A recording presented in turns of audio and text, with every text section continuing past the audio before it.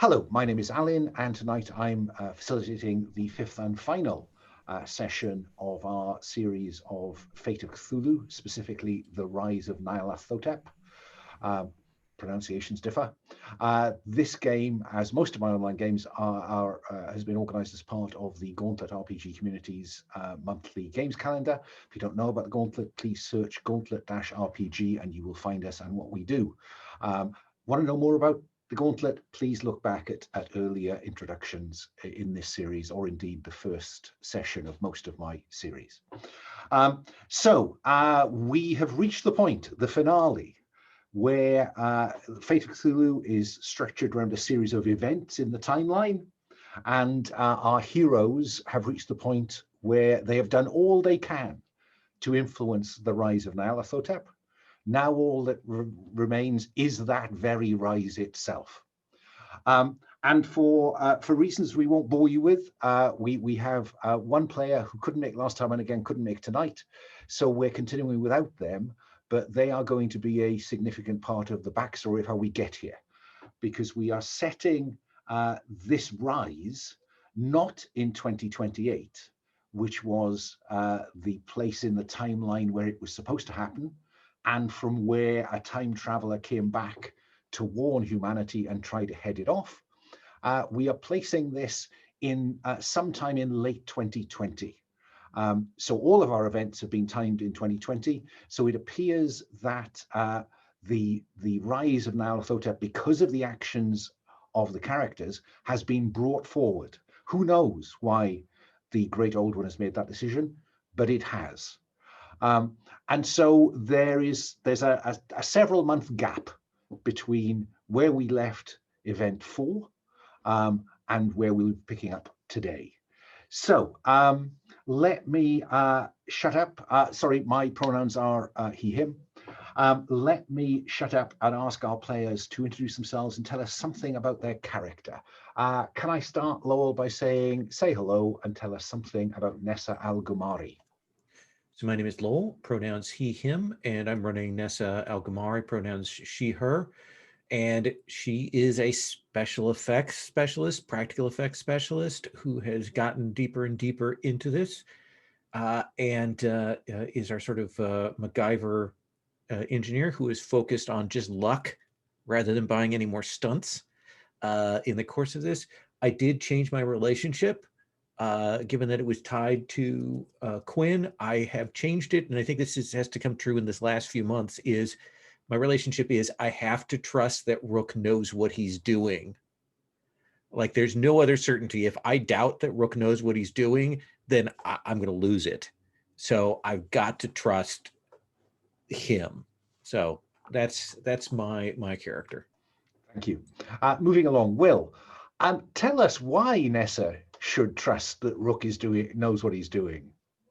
Because Rook, pronouns he, him, are as my own, is a driven, dedicated man, an anti-mythos agent of an illegal conspiracy, Delta Green, who has a conflicted relationship with many in the party, with his by any means necessary approach to things, particularly Mr. McFee, the hapless civilian who's been dragged into all of this. And over time, Rook has shown him the existence of the supernatural and has now come round to knowing that Rook's relationship aspect is now McFee deserves answers about his lost son. Because indeed there is a lost son in play. Moving along, Kaloum, say hello and tell us about Illtyd Aderin McFee. I would say it's definitely not hapless, or that's not the sort of things you would say of him, he, him pronouns, once you are on the wrong hand of his flamethrower. Thank you very much. So he was a fisherman before, a traveler from space who now disappeared, landed on his ship. A bit earlier, his son disappeared at sea, so he was looking for him. Apparently it was all connected. So he's really looking forward to have answers from Rook, who I think might get lost in his mission, become what he's trying to destroy. So maybe McFee will be a wall between you and your doom. You never know. Yes, we know that McFee's son is missing. And because of the impact that the characters have had on the timeline, we know that the Rise of the Great Old One is now going to be focused at the Meroe Pyramids behind me there, about 250 miles northeast of Khartoum in the Sudan. We know that our fourth character, the person who is missing, inverted commas, took with them a glowing trapezohedron that the characters liberated from the Church of Starry Wisdom. And we know that in the original Apocalypse, Nyarlathotep used that in some way to be able to incarnate multiple times and led armies of the faceless undead all over the Middle East and from there to the world.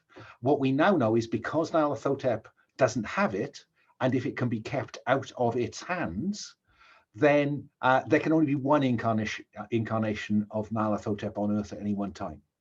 So we have high hopes that that trapezohedron doesn't fall into his hands, of which more shortly. We also know that because of the intervention in the timeline, the characters have managed to cut off some of Nyarlathotep's allies.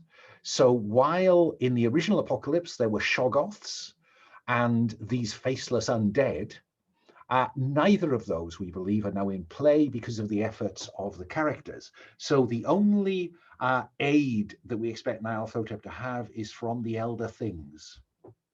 But last and perhaps most personally important, originally Nyarlathotep manifested in 2028 as a little-known Egyptian man. What we now believe is that the vessel, for want of a better word, of Nyarlathotep is going to be McFee's son. And that his son will incarnate as Pharaoh al-Aswad, the Dark Pharaoh. So that is the setup for this. And if that sounds horrific, trust me, it's a lot better than the original Apocalypse looked.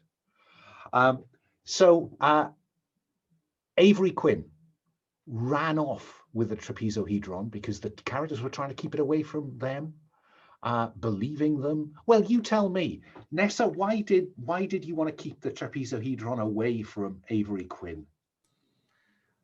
Because it was clear from his their previous interactions with some of the Cthulhu elder tech and things that they were more obsessed with the idea of what can be learned than they were in destroying it. And I recognize that because I share some of that compulsion myself. Takes one to know one, takes an obsessive to know the obsessive. So Avery, while the characters were dealing with the last event in the timeline, Avery took off with the trapezohedron. Rook, would you describe to me how you have come into possession of the trapezohedron, even though you have not tracked down Avery Quinn? So Delta Green has these things called green boxes, which is where people dump things that they don't understand or comprehend. It's like the big file at the end of Top Men at the end of Indiana Jones, just a much lower rent. And there was a automated message from one of them breached where he could see footage of Avery Quinn entering it, knowing the code because future Rook had told him the code for it. And when Rook arrived, ready to give Avery Quinn the Delta Green retirement plan, all he found was the gem, a note, and some strange symbols, perhaps of Yog-Sothoth, Opener of Ways, inscribed on the wall, and the trapezohedron, and a note from Avery Quinn saying, "This is important. My Rook would understand." And so the trapezohedron is in play. And finally, McFee, tell me how you've dealt with knowing that your son is supposed to be the vessel into which Nyarlathotep is going to pour itself.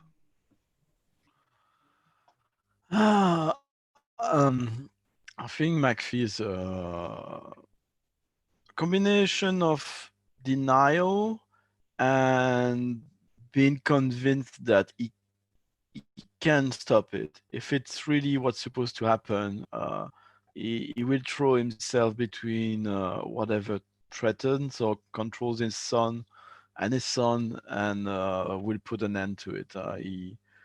He's convinced that he can do that, and that's what he tried to concentrate upon.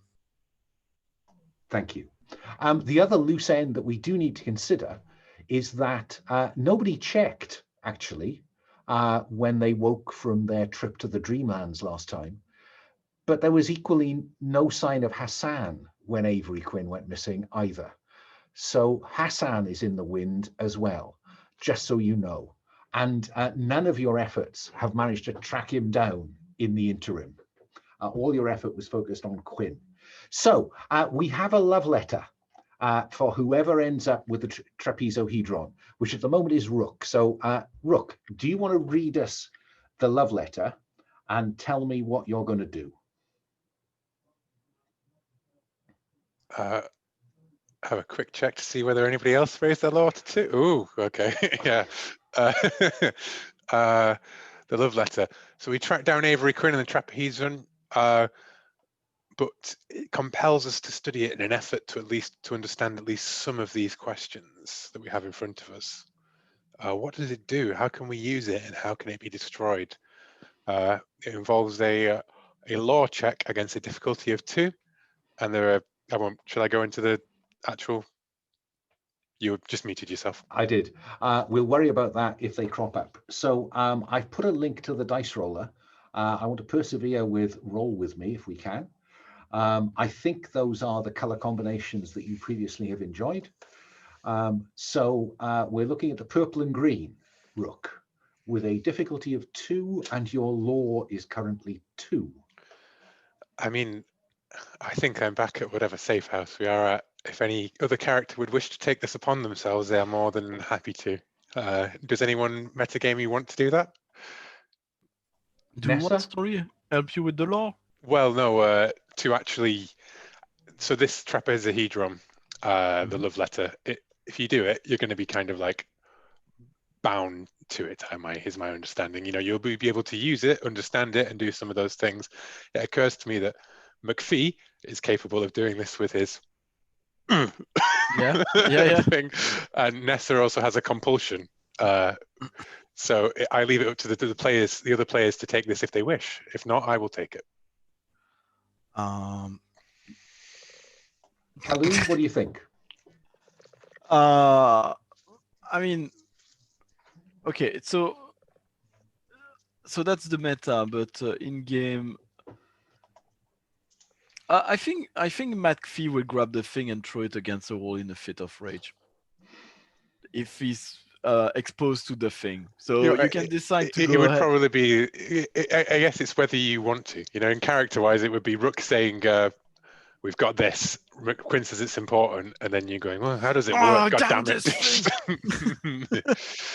Can I just stress that the McFee stunt that we're talking about, because I prefer physical solutions, I get a +2 using investigate to create an advantage. Investigate.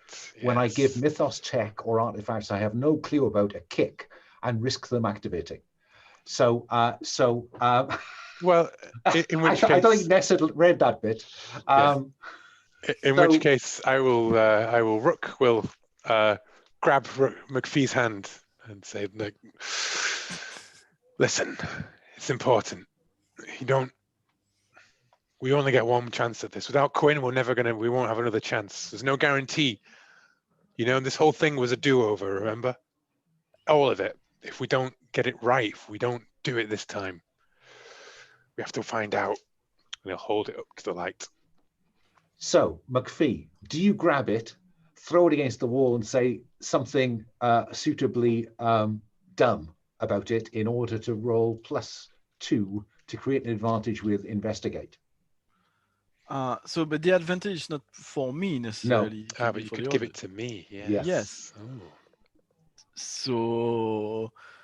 So McFee will say, "Well, how good see where we are right now. Quinn is gone. We don't know what's going to happen to it. We might as well destroy everything we find from this thing, and to definitely make sure we'll be protected from it. And McFee sees it from your hand and throw it against the wall.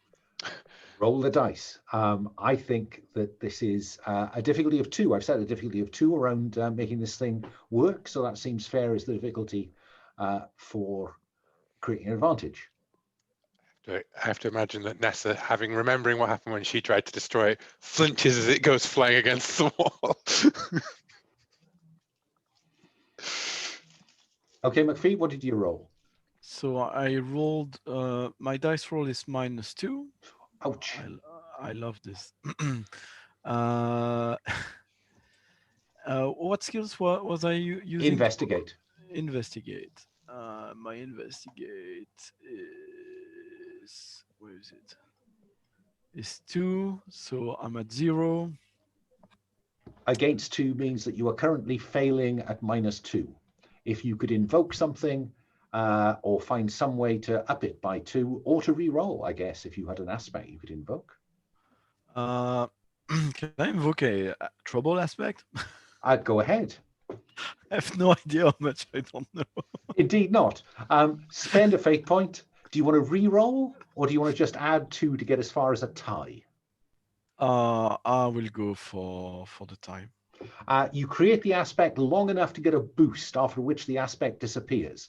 So you have a boost, Rook, as this thing bounces off the wall, and facets of it begin to glow in an accelerating order. I think Rook goes, "Get back!" and pushes the other 2 out of the room, and then slams the door shut behind him and bends down over the artifact. And let's roll law. Let's do that.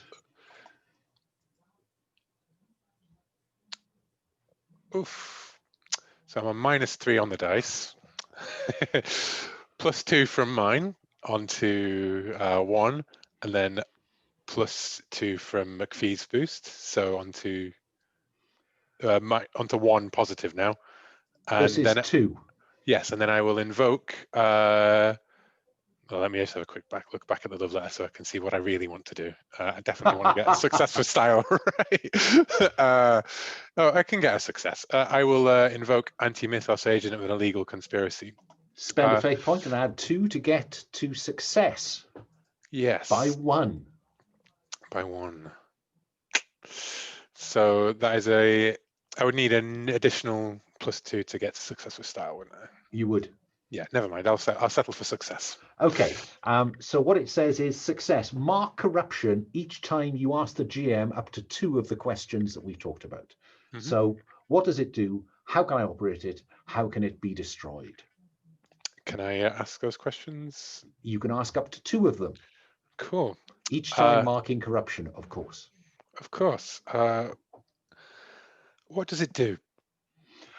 It is able to, the reason that Nyarlathotep was able to appear apparently in multiple places at the same time is that it allows movement in time and space. Not necessarily vast movements. I think you'd need to be significantly more talented with it to jump from North Africa to North America the way he did. But certainly this would allow you to move in time and space. And so you will get the stunt as described in the love letter. Because I have the glowing trapezohedron, I get +4 to create an advantage using any skill but law when I mark corruption and shift in time or space. And that is a corruption aspect, I would remind you. A corruption stunt, I beg your pardon. Yes, so I'll ask my question and then I'll go to the bookkeeping of the corruption thing. How can I operate it?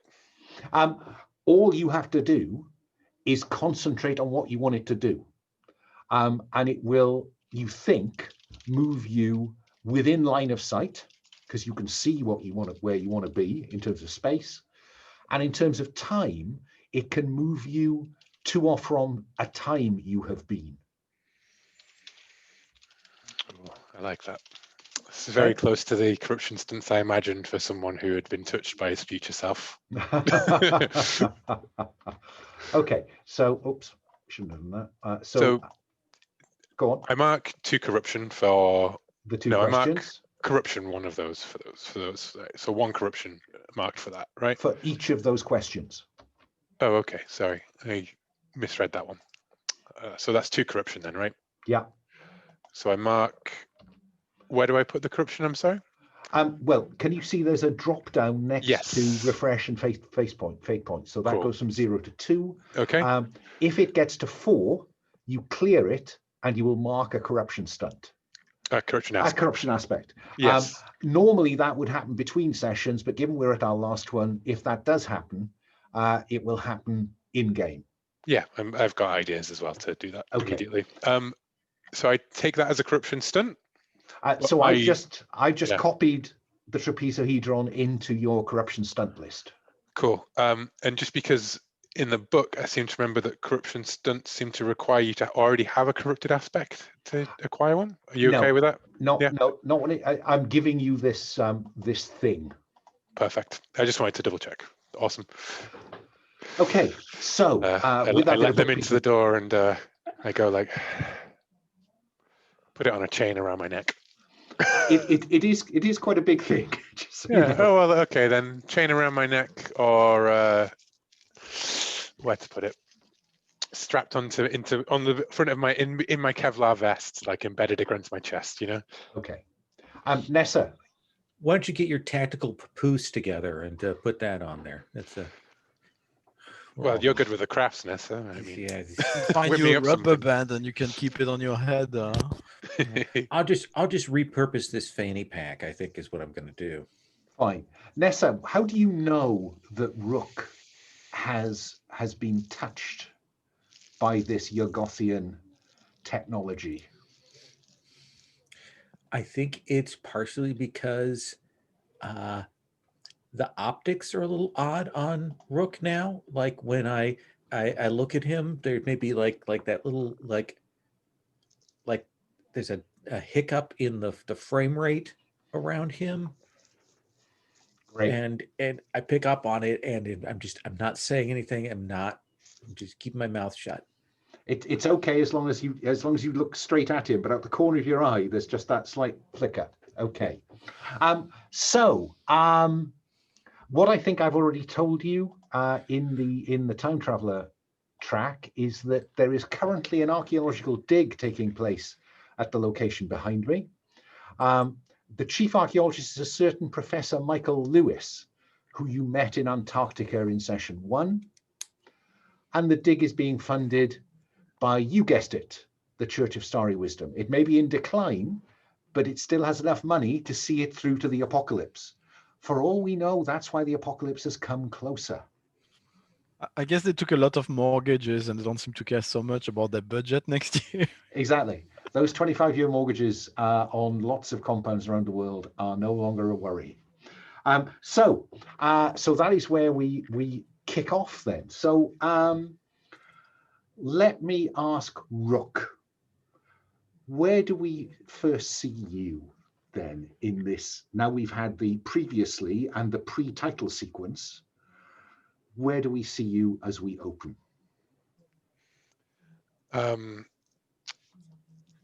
You see Rook, it's on a NATO base within Sudanese desert. Planes and helicopters and stuff all piling around, and Rook walking through like this hangar towards an office at the back, and sitting down and pulling out like the map with the location of this dig site. And he is,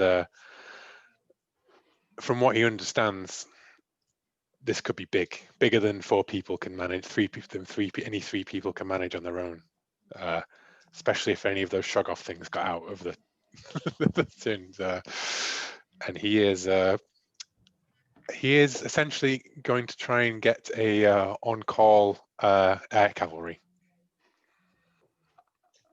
Hey, Okay. Alan, if you put me in the desert, I'm going to take the SAS and throw them into the meat grinder. Okay. Yeah, you've done that before. So that sounds like resources or contacts, I guess, to see whether you can either prove you have the resource in the kind of not cash sense, or you have enough contacts to even get you onto the base. Yeah, which would you prefer? Because I will use my stunt if I'm. I think it is probably resources, but I'm happy for you to convert that because of your Delta Green connections to contacts. Yes. But I think this is going to be hard. Oh yeah, definitely. I think difficulty here is like 5, because you want NATO to put troops in the air in a neutral country. They're supposed to be peacekeeping. Yeah, makes sense to me. Okay, I'll come back to you in a moment. Nessa, what's the first we see of you in this episode? Sorry, I've just noticed you've just put something in your mouth. Let me go to Kaloum instead. McFee. I think I've got a tablet, and I'm there, and I've got the last 6 months of satellite imagery. I've got the last 6 months of a radioscope, everything that is all the sonar soundings, everything that we have that is scans and data about layout and location of this place. Like I've been pulling that up for the last months, everything I can get my hands on, and I'm putting that all together. The whole shebang. I just want to know, when we get on the ground, I want to know where everything is. That sounds like create advantage.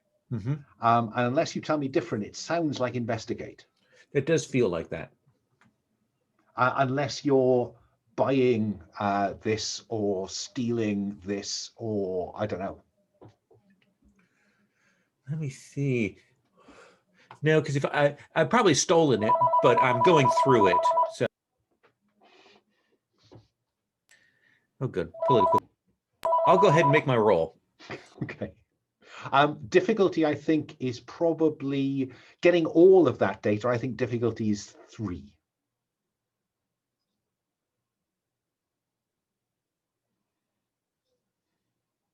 Oh, you are muted. And we either want to hear your joy or your pain. So -2, and I've got a 2, and you said the difficulty was a 3. 3. Let's spend a fate point with essentially Child of Many Cultures for getting stuff from the Sudanese officials and so on. Okay. And I will re-roll with that.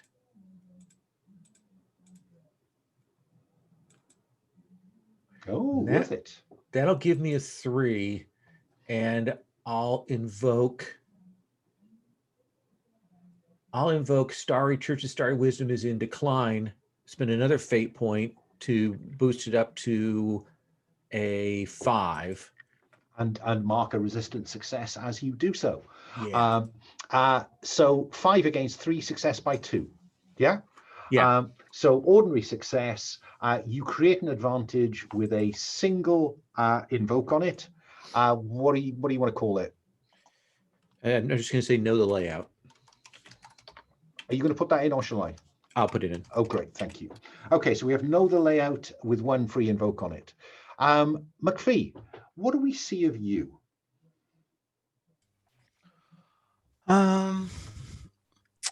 McFee is on the height. There's a little hill. He's hiding behind a rock. He's overlooking the place with binoculars, and he pulls out from his location where he was observing what was going on, and we see behind him there's a kind of four-wheeled vehicle made to be driven across the desert. Rook, you mentioned the SS, so this kind of a vehicle they would use in Ireland, and he's on the lookout and ready to act when he's called to.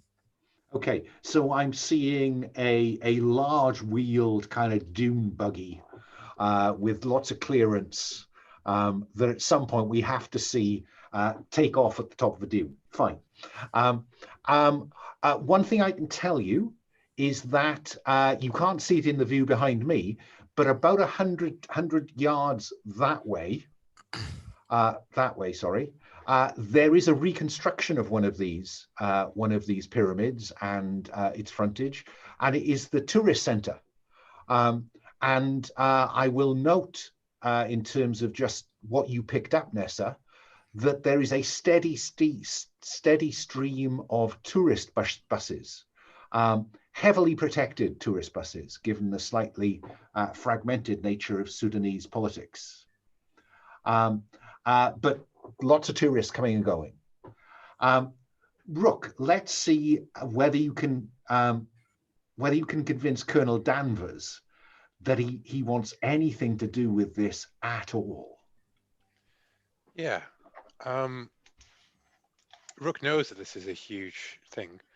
I'm wondering if he would perhaps use the glowing trapezohedron to have 2 attempts at this particular thing. Should be 2 rolls. I'd have to create an advantage, and then I will just remind you, every time you use it, you will spend corruption.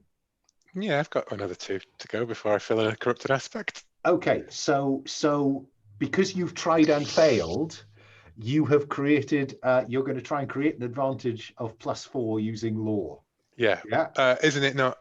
I get to create an advantage using any skill, but Oh, any skill but law. Yes, that's right. So we don't have to go through the using the trapezohedron every time. We just have to apply it. So yeah, you pay the corruption, you flip back in time, and you take a different approach to Colonel Danvers. Nice. So, am I now on +4 on my roll already? You are on +4. Okay, cool. Okay, let's spend the fate point for my stunt. Well, don't spend it yet. Roll the dice. I mean, true. You've already got a lot going for you.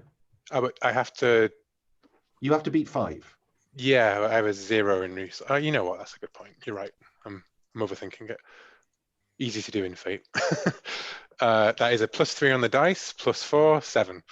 7. Success by 2. Mm-hmm. Do you want to push your luck? What am I currently at now? It's a success, normal success. Normal success. Another one would give you success with style and give you 2 free invokes on air cav. Air cav. I'm just going to leave that as a 1 because I think it's a significant. It's more of a framing. You know what I mean? Like fictional framing for not having to fight 10,000 elder beasts at the same time by ourselves. So air mobile SAS with 1 free invoke. Yes. Okay.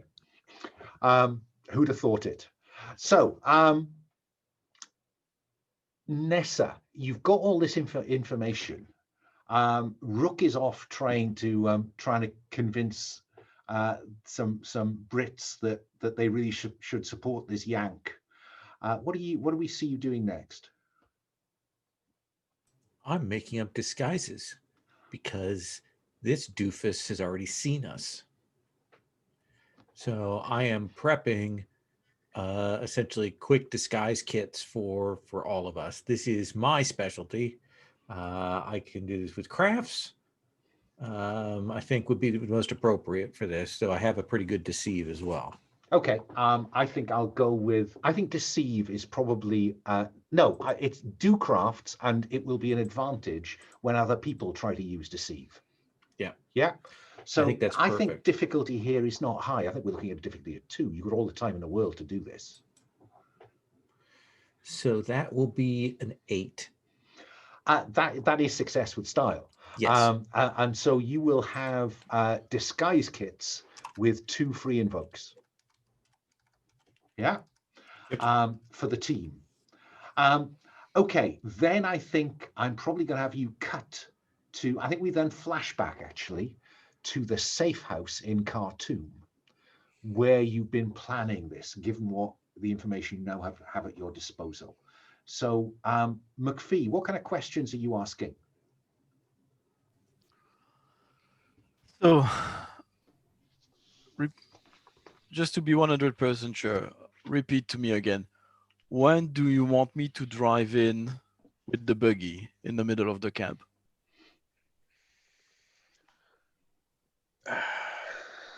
When? I didn't realize we got to that stage of planning, McFee. So there's going to be a buggy. Reflashback. Yeah. Well, because do we want to go in via the buses? is the question. Like, are we going in as tourists on the buses? How are we infiltrating? Are we doing our EPA cover without Quinn this time? I thought Nessa only had two other crazy facial masks, which like looks you like TV show. So you want to be on standby? You want to yeah, be our backup guy? yeah, Okay. I was on the lookout. Well, there's no one I'd rather have in my back, McFee, than you. And that flamethrower. Yeah. So McFee is going to be. It sounds like it's going to be your discretion, McFee, when you decide to drive over the hill in the dune buggy. Nessa, do you have any questions or even any answers for how you're going to do this?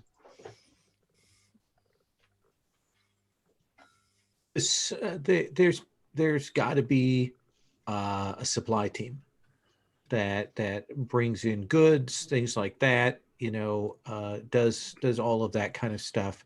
One of the things is that professor never really got a look at me because I was a hired help. So I think that's how I want to go in. Like, I'm part of whatever United Nations or UNESCO or like white people team that's coming in to help with the supplying and things like that. That's how I want to get in. Okay. So I don't think I'm going to make you roll for that. I think that given your expertise, it should be relatively easy for you to present yourself at the UNESCO as a volunteer to just, help, because there are lots of graduate students scattered over this site and lots of, help, inverted commas.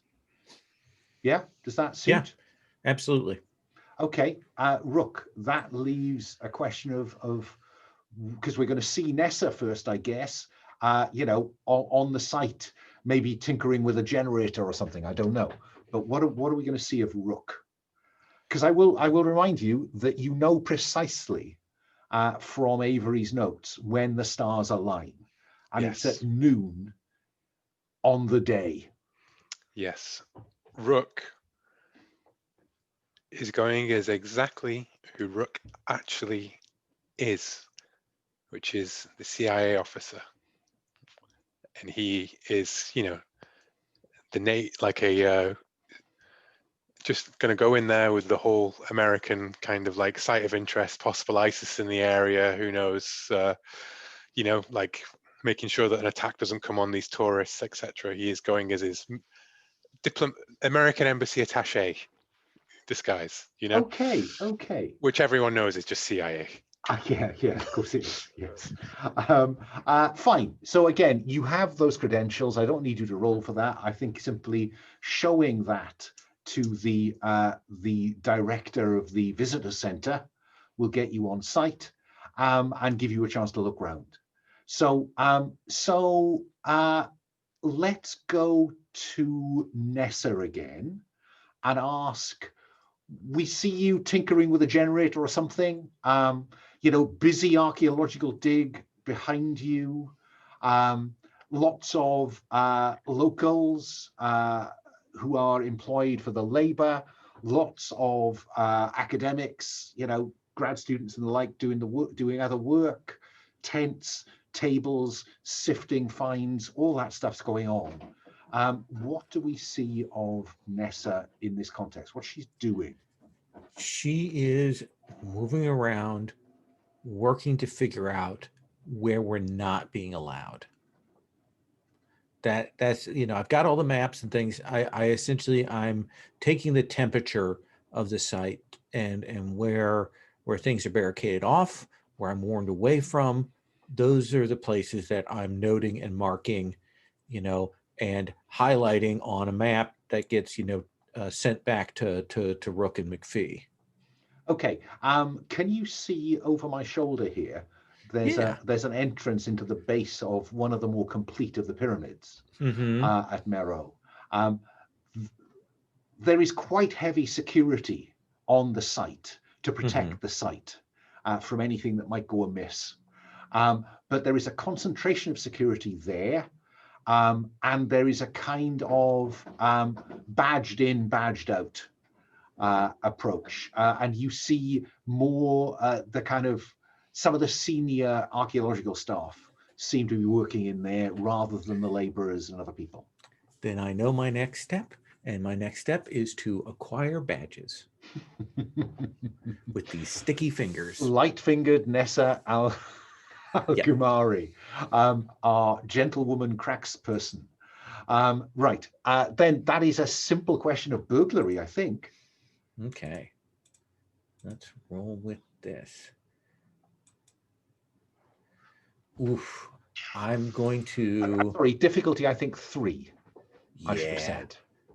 Let's start with invoking for a reroll. Let's invoke this. Church of Starry Wisdom is in decline because they probably don't have all the money to do all the super sophisticated biometrics that you would need. Oh my, yes. So this is not a particularly sophisticated pass. So yeah, okay. Mark another resistance success. Quite what we're going to do with those successes in our last session, I'm not certain, but we'll keep logging them. And that gives you +2 to reroll or a reroll. I did a reroll, so that'll give me a 7. Oh, that success with style. Okay. So I think you have credentials for you with 2 free invokes. Okay. Yeah. Yep. So credentials with 2 free invokes. And after that, I think they're going to start noticing that that picture is not actually a lot like you. McFee, you're observing events as the clock ticks towards midday. It's the morning. And you will see a trail of tour buses coming with a dust trail behind them approaching the site. Do you sit tight or do you want to do something?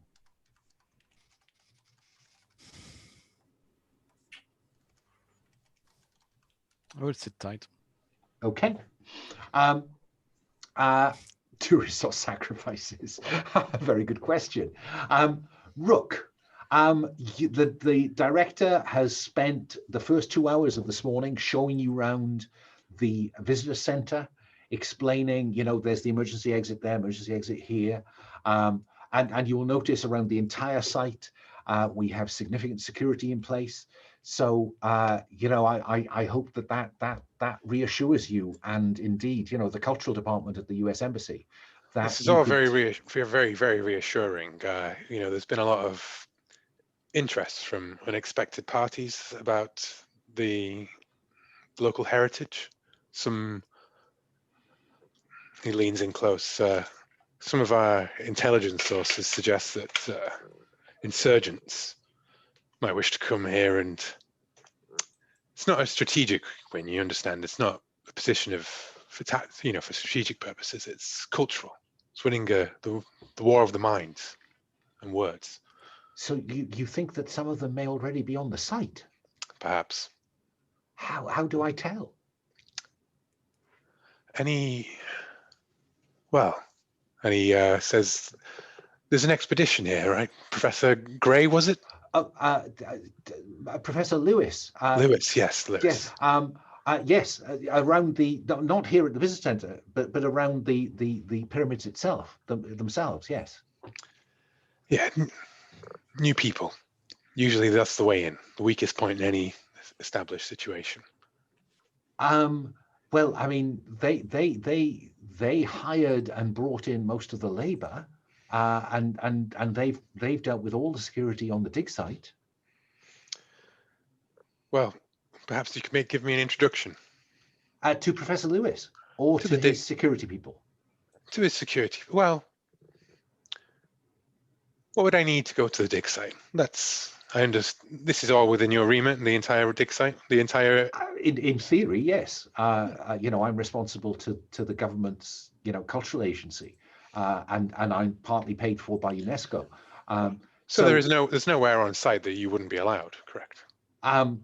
Well, unless there was a risk of I have been warned to keep tourists and other people away from the dig site in case they contaminate the dig site or interfere with the work. Oh, of course. But I think we could certainly take a walk up there. Yes, that would be, if you would accompany me. Of course. And he leads you up you know, there's a series of paths. There's a bit of a car park that's been created for the dig, and then you come to the kind of chain link fence that surrounds the dig, you know, we might well see Nessa on the far side of that. Yes. And as your eyes scan the horizon, the low dunes back there has a boulder behind it where you might just get a little glint off a binocular, and there's a security, and they're Europeans, and the people who are barring entry. They are heavily armed and armored. Would you roll notice, please? Difficulty 2, I think, in the circumstances. So that's a 1 on the dice. I have 2 to begin with in notice, so that is a +1 from them. They bear a striking resemblance to the security that you noticed around the Church of Starry Wisdom compound in Crossroads, Mississippi. So with the UNESCO director, I shake his hand and said,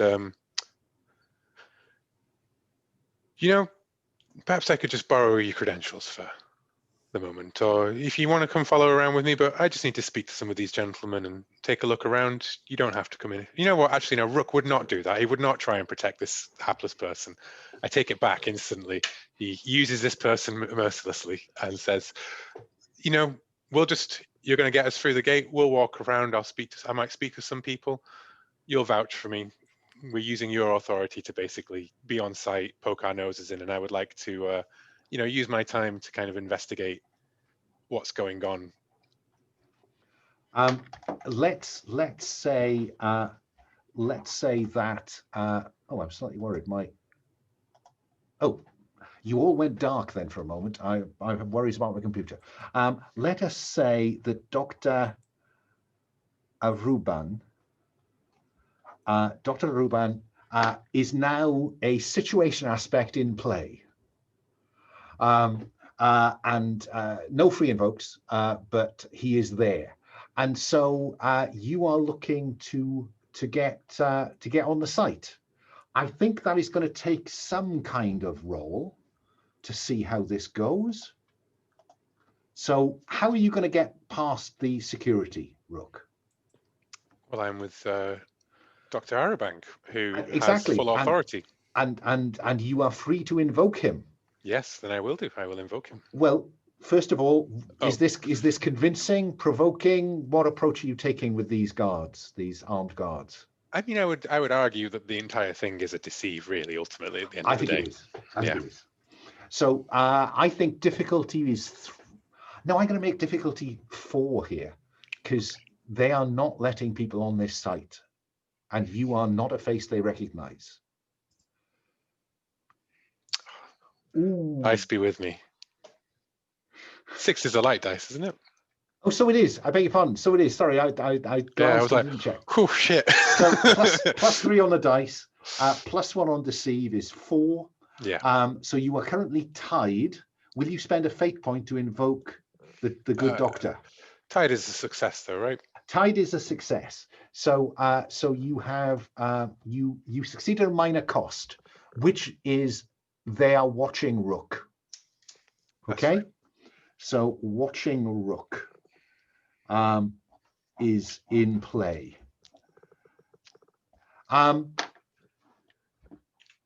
Nessa, you've got your credentials, and I guess it would be sensible for you to notice Rook talking his way past the security.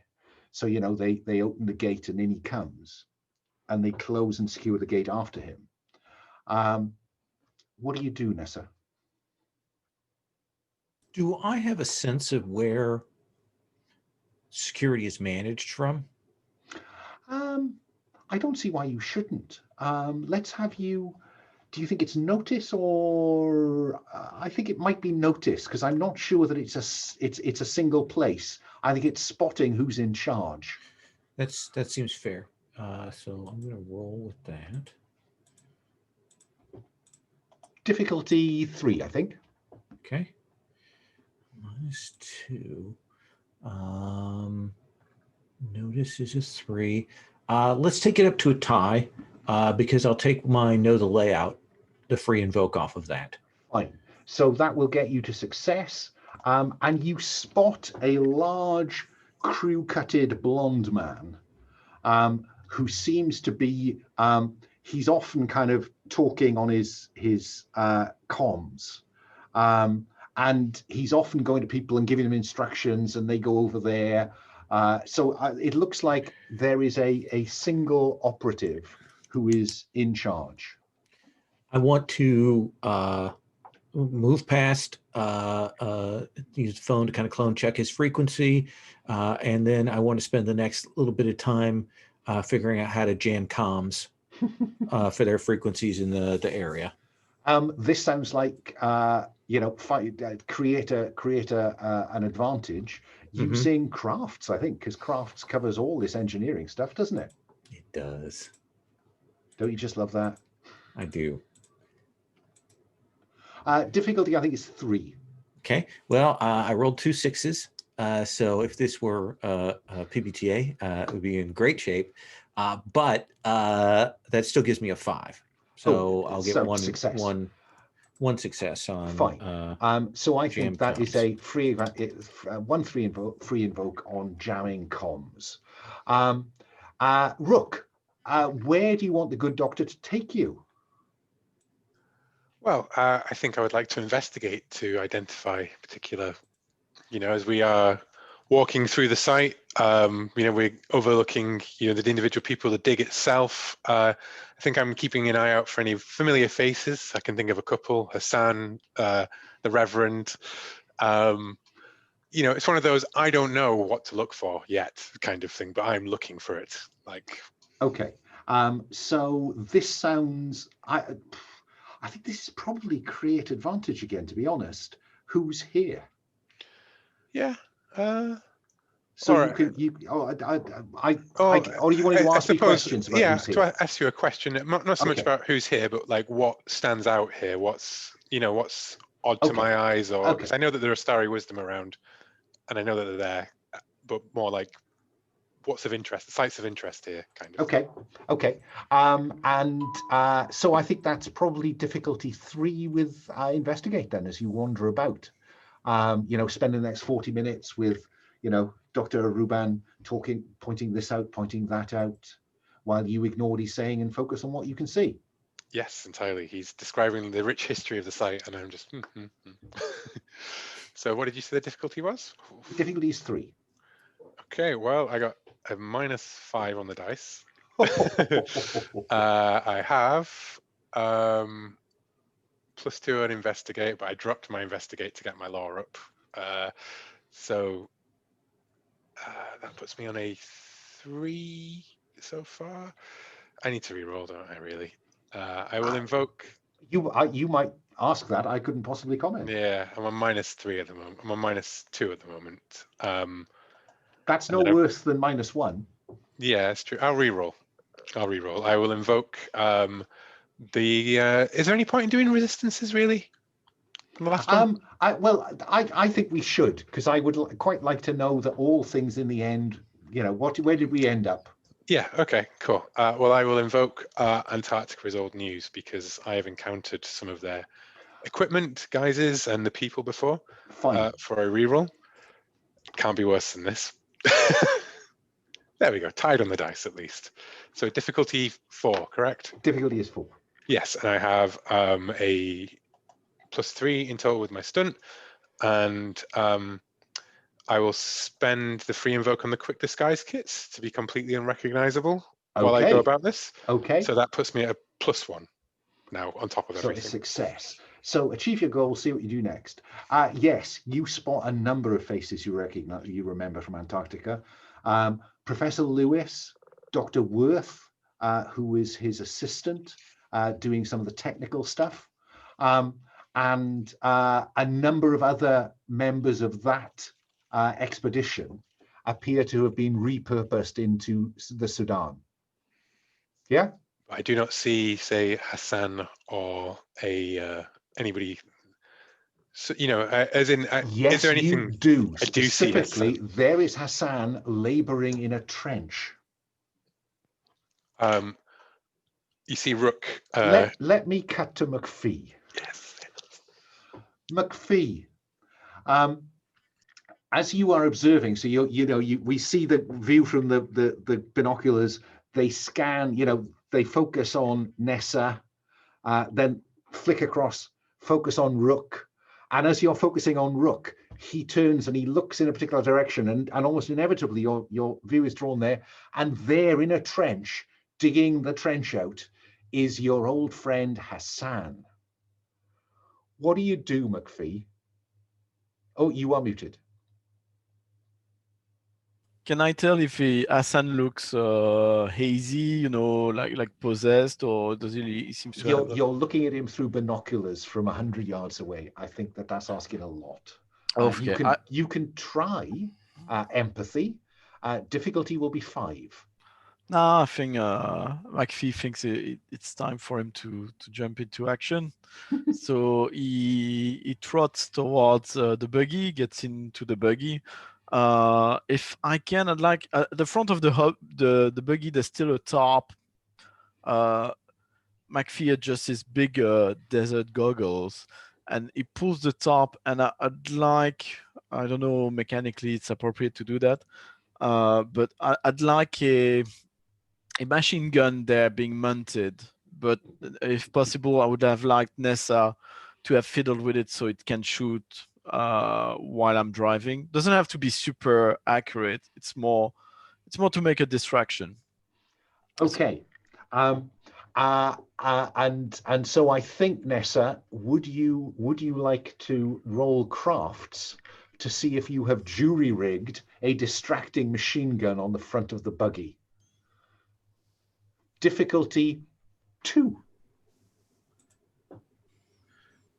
Well, that's an 8.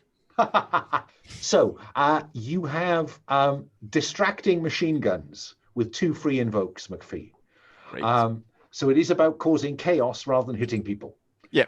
And at that point, I think all 3 of you, well, let's do it in order. Nessa, where are you at this very moment?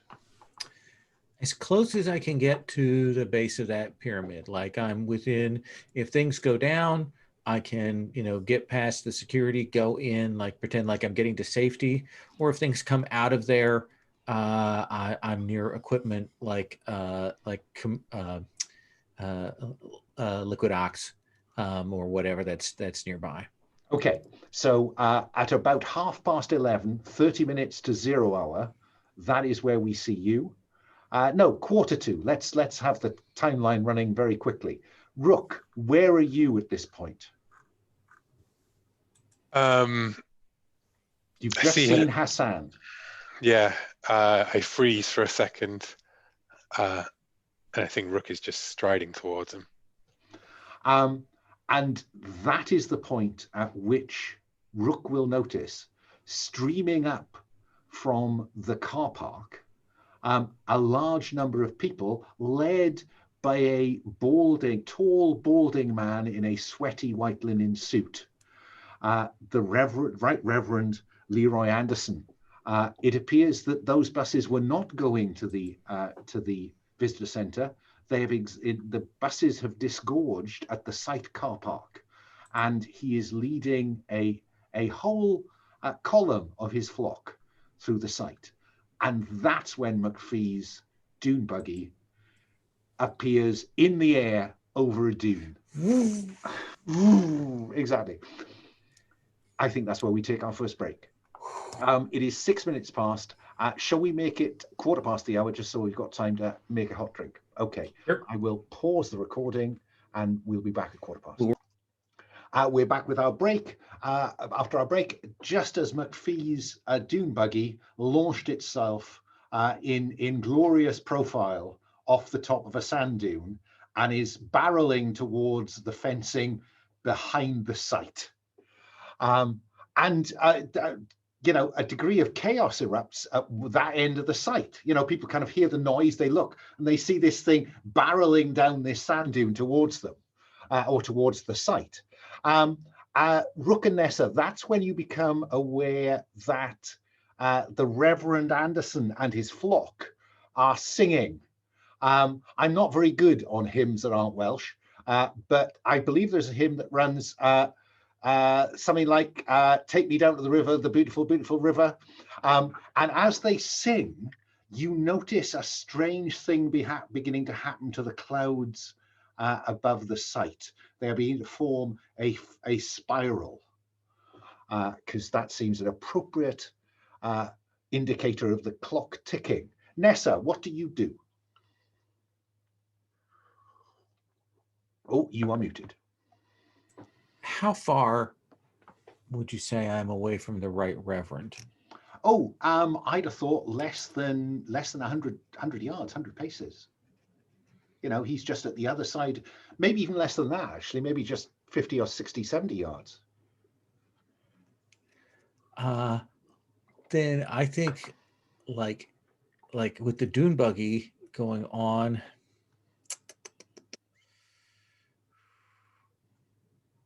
I gotta leave the hard stuff to Rook. Rook will put a bullet in his head. I'm trying to make my way into that facility. What the other thing that you notice has changed as once the singing starts, the security, some of them are now covering the workers and those members of the dig team and the technical team who are innocents, inverted commas, in all of this. And that includes you. So and you see the guy with the blonde hair speaking into his comms. Jam. I think we're gonna jam now. Like if I see those weapons getting retrained, we're jamming the comms. Okay. In fact, like painfully jamming the comms. I think you're seeking to provoke a bit of chaos, aren't you?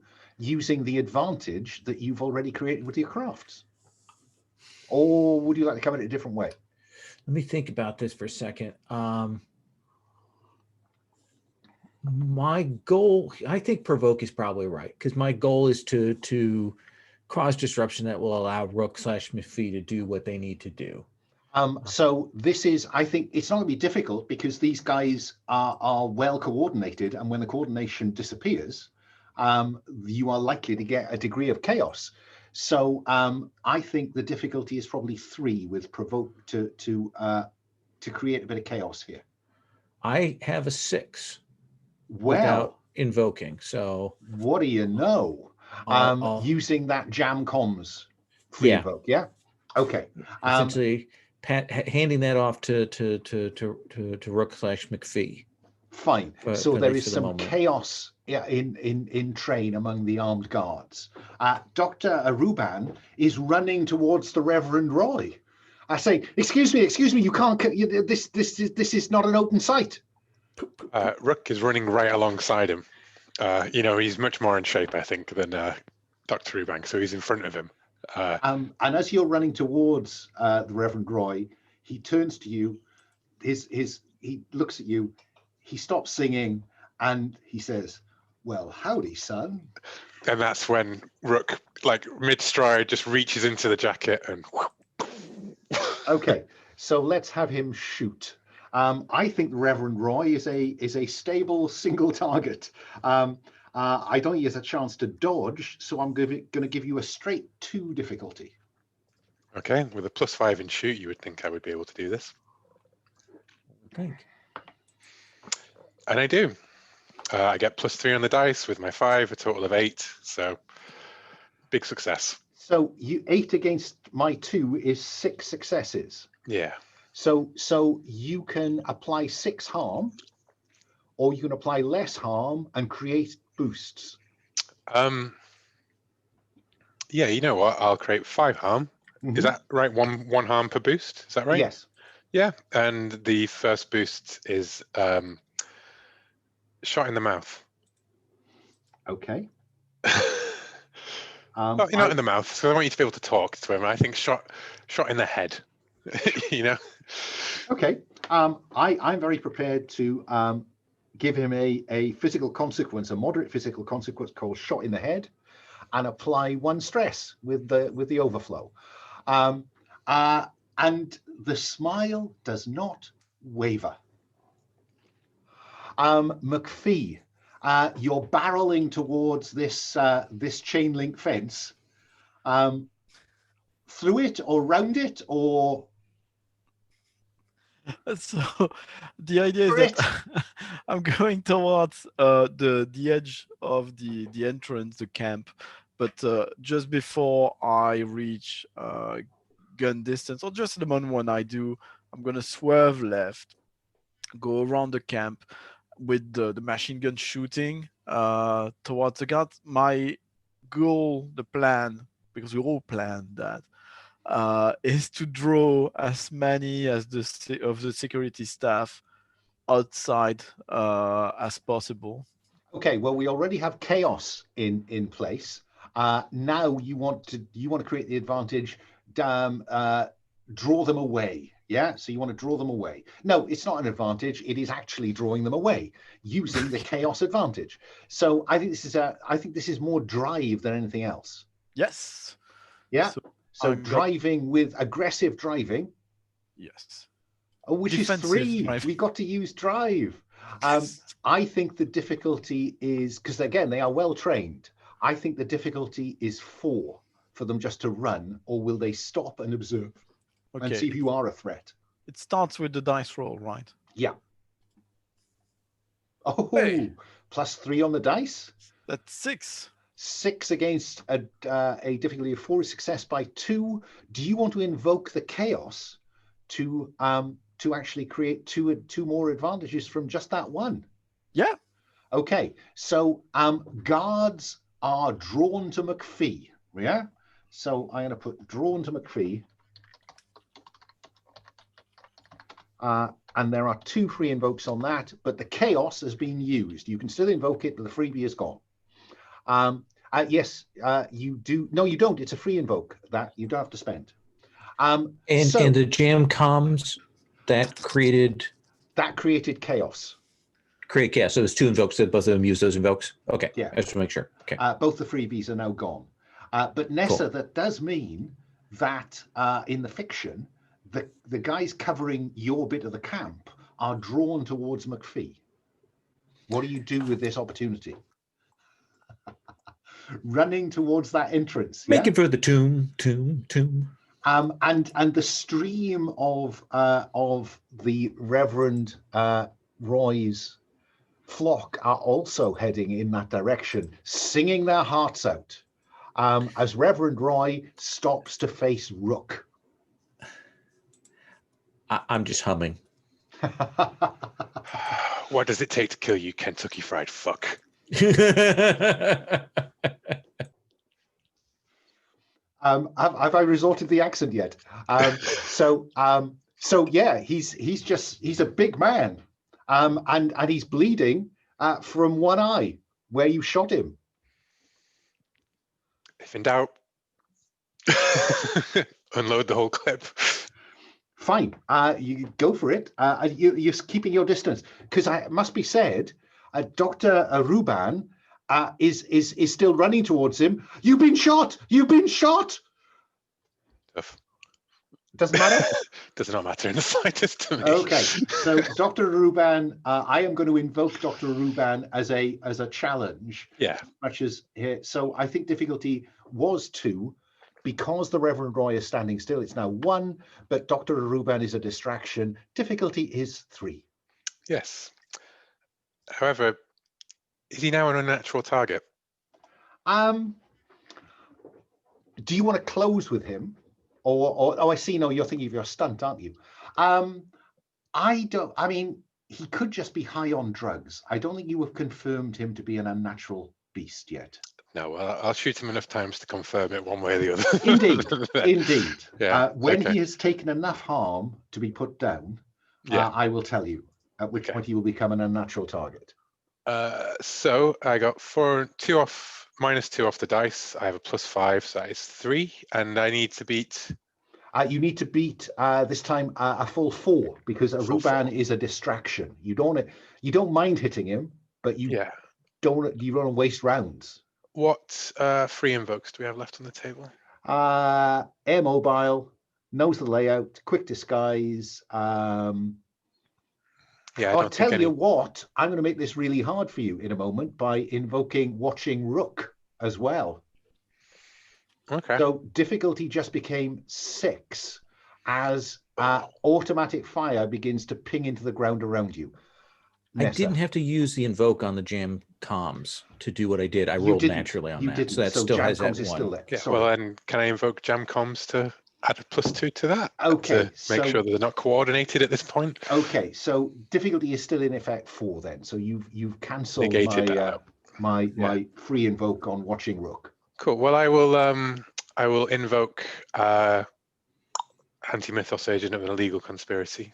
Shoot first. Never fails. Ask questions. Never fails. Okay, so spend the fate point and that's a +2 on top. So now I think I'm +1 over the. I think you are, but remember, +1 will just do 1 harm. Is that all it does? It's just harm. The difference. Yeah. Well, you know, I will not spend it in invokes. Yeah. I think though, what I'm going to do is I am going to. Can I create the advantage to say that it would reveal him as supernatural? No, I don't. You have to just do enough damage to know you would have put him down. Okay. Because to be honest, he doesn't have a different kind of. No. Then he won't tear his face off and become a monster. I will invoke. So I would have to. I don't understand the damage things in Fate too much. So would a +3 be enough to do some sort of damage? Because +1 seems very small. If he can take 5 and 3 more. Yeah. He is not a normal person. Cool. And I've done 5 to him already, haven't I? You've done 5. Okay, so I will add another 2. Cool. It's just because I don't know the range of damage in Fate. That's okay. So I will mark CIA operative because again, it's fine. Lots of shooting in that. Just you keep spending those fate points. Yes. And clearly, he's now bleeding from bullet wounds, and the linen suit comes into its own here as it slowly stains red, and then black. As he takes out of his inside pocket a mask and applies it to his face. McFee, what are you doing? You have drawn a lot of security to you. They're going to start shooting you soon unless you do something about it. Okay, so as we go around I guess the area is a bit fenced up. Everything behind me, the dig site is fenced in. Yeah. All right. Well, do we still have? Yeah, we still have that. At some point, because we know the layout, we studied the area. We know that right outside the actual digging site, there was still not exactly a full-scale pyramid, but more like a sort of a shrine, but still of the scale of a pyramid.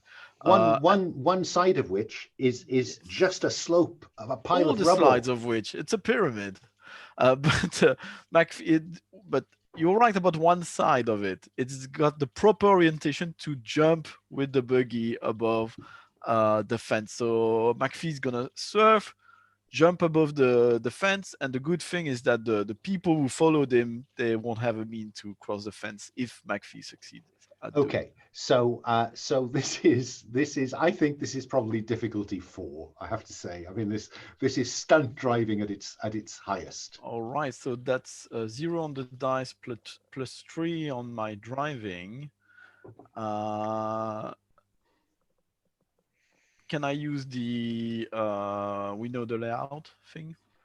There's a free invoke on we know the layout. Yeah, that would give you another 2, and we see the buggy sail through the air and crash down on this enormous suspension, and just bounce on across this World Heritage Site, spreading people, scattering people and archaeological dig remains all around. You preserve heritage. We preserve the world today.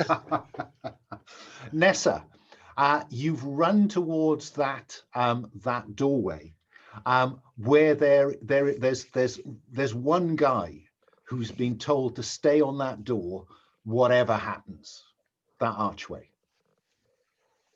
Is he clearly going to gun down these people who are rushing the door? No. He looks like he's stopping people coming in. It looks like he's covering civilians. It doesn't look like he's counting the Reverend Roy's flock. Then I'm as civilians. I'm so scared. And I'm running in. I'm terrified. I'm doing my best white American accent, you know. And when you get up close, you just want to get past him. Oh yeah. Yeah. Okay. I'm singing along and terrified. Okay, let's go with deceive, because he is expecting people, and you are singing, "Take me down to the river." What a friend we have in Jesus. What a friend we have in. Oh, classic. It's probably more coming out like, more like "Take Me to the River" by the Talking Heads, but it's close enough, you know. Let me get this. So difficulty 2. Difficulty 2. He's there to keep other people out. Well, I have a 3. And so he kind of waves you in, soon to be followed by other members of the flock. Yeah, I'm breaking away as soon as I can. Okay, there is a tunnel and then steps down. Oh man. I guess I'm going down the steps. Well, there's certainly a degree of pressure behind you now. Absolutely. And as they pass inside, the hymn turns to them singing in a language you're not sure you understand. Yeah, we're gonna have to kill all of us, aren't we? Okay. And that is a provoke against your will. I think the provoke is probably a 3 against you. So can you hold your nerve against a provoke of 3? Oh, well, I have a will of 2 and I rolled a +2, so that's a 4. Fine. Then you are sorted. And in fact, I think I'm right in saying that when you are attacked, if you succeed against them, otherwise treaters create advantage. So what advantage do you create in holding your nerve?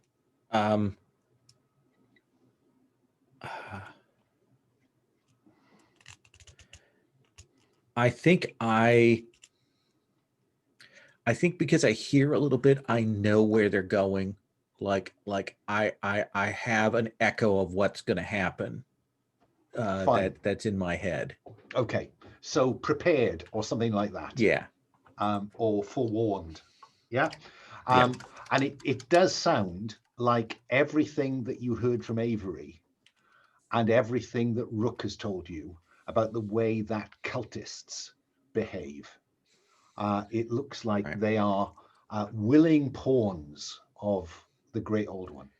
Then I am next going to be rigging up a makeshift explosive with my stuff in my tool bag. So are you just going to kind of slip into that alcove there as they flow past you? Yeah. Okay. McFee, you have... Be right back. Fine. McFee, you have cleared the fence. You're inside the compound. Where do you head? I'm gonna try to go where I saw Hassan was. Fine. So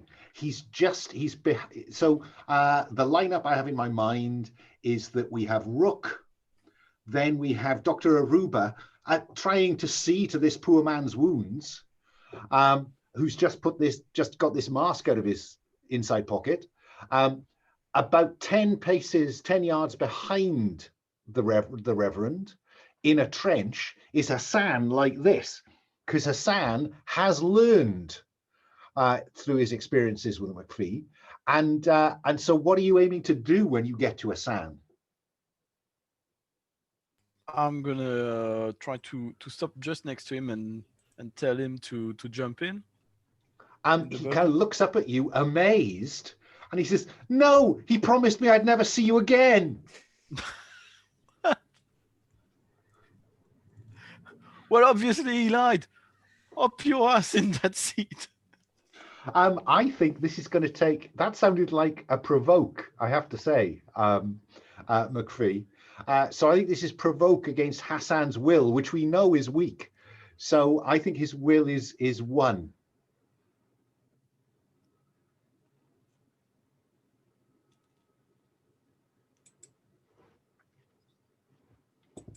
It's a 2. Then Hassan reluctantly climbs out of the trench and climbs up into the seat beside you. Man the gun. What? So Rook, the Reverend, has put this mask on, So, and sorry, his quick question. Do I have a fate point for that? Because I've got the, what is it called? The thingy which forces me to save him. you don't have I a don't know. thingy, do you? A compel. Protect Hassan at all cost. Yeah. If did you didn't have an aspect called that, did you? A compel in the notes. Oh, in the yes, you did. Yes, I'm sorry. You can have an extra fate point. Yeah, okay. For protecting Hassan, even if Hassan does not feel protected. Rook, as he puts the mask on, his body shape changes. It elongates. His knees break to take on the look of the kind of rear limbs of a hoofed animal, and hooves burst out of his shoes as he tears out of this white linen suit and becomes an incarnation of a bit of Nyarlathotep called the Hooved Man. I think The tall hooved man. As this transformation was happening, and the Doctor was clearly like freaking the hell out about this, Rook is just backing away, reloading his gun and pulling out a phone from his pocket, and then calling in the air cavalry, and then he's running back, shooting. So the main thing is shoot. I'm just triggering the air cavalry is going to be coming. Okay. You know. The Hooved Man picks up poor Dr. Aruba and flippantly flings him across the site into a crumpled heap. Just so we know how powerful this thing is. It's about 8 feet tall, long, skinny, wrinkled, dried, humanish face, and enormously powerful long arms. And it will be on you in a couple of strides, Rook. So do you run? Do you stay and make your phone call, or do you shoot at it? I think I run. Fine. Yeah. Then let's have you roll with athletics against its athletics of 3, given its stride length. It is now unnatural. Screaming, people are scattering. There are people in the trenches that are being dug who are just huddling in complete fear. As the swirling clouds above that pyramid into which Nessa has disappeared begin to get darker and darker, and at their center they begin to clear, and the blue sky begins to reveal a black starry sky beyond. I got -2 on the dice, but we're matched on the thing, so I'm at -2. I will invoke drawn by McFee, the guards, so that there is like open space for me to run across where there would previously be. Okay, so that keeps you ahead of the galloping hooved man. McFee, you see this happen, and you have Hassan in the vehicle. What do you do? Where was this opening taking place? What separates me from that place? The clouds above you are swirling about, and in the center of that swirl of cloud, the blue sky is dissipating in favor of a black starred sky. Okay. They may be I will say to I will park the buggy next to the entrance where I saw Rook go through. And Rook is running across the site. Nessa has gone into one of the pyramids. Sorry. Well, I will try to catch up with Rook then. Rook. Okay, so you head off across the site. You will be able to outrun the hooved man. I was going to say, Rook, if he sees, he's like sprinting across the way. So what's your objective, McFee? Are you trying to get to Rook? Are you trying to run over the tall hooved man? Yeah, I'm going to try to run over the tall hooved man. Okay, let's do that then. So the tall hooved man is running. I think it's their athletics, which is 3, against your drive to hit them, and the difference will be damage. So I got a 5. So 5 against 3, success by 2. They will take a mild consequence called knocked over. So currently, shot in the head and knocked over are consequences that are there to be invoked. Nessa. As usual, we won't decide whether this improvised explosive device works until the time comes to trigger it. But the last of the Starry Wisdom flock have gone past your alcove. Going down the stairs. Yeah. Fine. Go on. Because just throwing it down there isn't going to be enough. Really? So I'm going down there. Really? Yeah. I don't know if I just throw it down. I don't know what's going to happen. I've got to have eyes on this. You see the last of them in front of you disappear through the portal. What do you do? Portal. What you mean doorway, right? Indeed, it is a doorway. It is a doorway. And you can see that the lights that have been strung in here looped along the ceiling above you, run by that generator you were fixing. And then they loop underneath this archway, but there is no light beyond, nor are there any members of the Starry Wisdom. You walk up to it and you look into it, and it's like looking into a black empty space, and you put your hand torch out and it, nothing. It reminds you of what you experienced in that tunnel in Cairo. I turn on, I reach down, and I set the timer for 5 minutes, and I walk through. Oh, wow. Okay, let's come back to Nessa in a moment. So, McFee, you've knocked the hooved man over and have caught up with Rook. Do you stop or come around for another go? I stopped just next to the hooved creature. Oh, right. Jump out of the buggy, and in McFee fashion, punch it in the face, like sucker punches it. So it's lying there. Its limbs are peculiarly long, and angles work in the wrong directions. Rook, you will have heard the dune buggy come to a stop with you about 20, 30 feet ahead of it, and you turn around in time to see McFee leap onto the hooved man. So this is fight against it. Its fight is 4. My fight is 3. So and I think I am inclined. Am I inclined? Yeah, I'm gonna. I'm gonna spend another fate point to invoke minor manifestation of Nyarlathotep's power. So that will enhance its fight from 4 to 6. Okay, I just rolled a 6. Okay. And I wanted to invoke. Where is it? He was knocked down or something like that. I don't see it in the list. No, sorry, I didn't have a chance to put it there. So knocked over. Knocked over. Okay. Yeah. So you have a free invoke on knocked over. That gives you an extra 2. Yeah. So that's 8 on my side. That's 8 against his 6. So you're currently doing 2 harm. Yeah. Surprise, MFR. Welcome to Earth.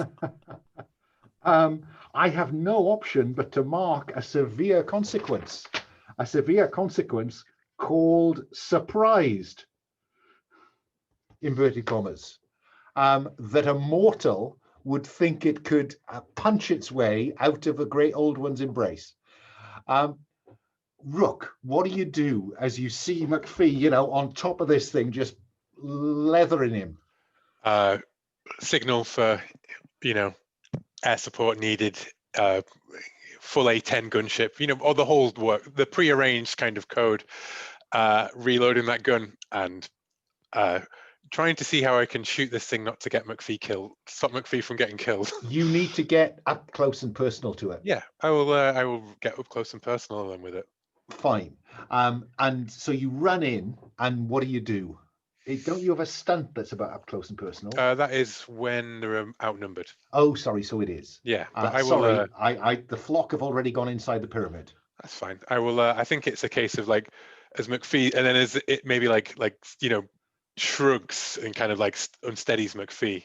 Rook just like steps up and just going straight into the hole that he's already put in there. And shoot. I think difficulty would normally be 3 for his athletics. I'm going to cut that to 2 because he's struggling. So what's your total? 1 on the dice. If it's shoot, it's 6 already, and then with he's an unnatural creature, so it's 8. There is a free invoke to be had on surprised. I'll take the free invoke on surprised. So that is 10 against 2. That's 8 harm.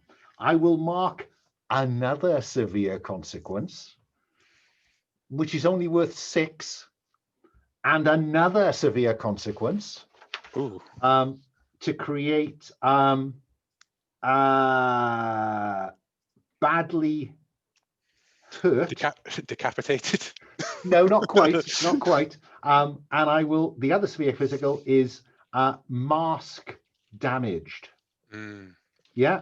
So currently you have a free invoke left on shot in the head, badly hurt, and mask damaged. Nessa. No, I'm going to leave Nessa hanging for a moment.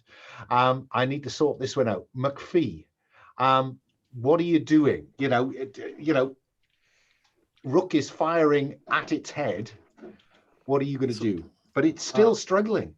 McFee's gonna try to stick one finger inside the bullet hole in his head and another in one of his eyes, and pull in there. Okay. Fight is 4. I'm not going to waste another fate point on this one. Fate. So that's difficulty is 4 against fight, McFee. So that will be 2. You said the difficulty is 4? Yeah. So at the moment, you're going to take 2 stress. Okay, I want to use a fate point for. I have no idea how much. I don't know. I thought you'd go for last man standing, to be honest. I'm not the last man.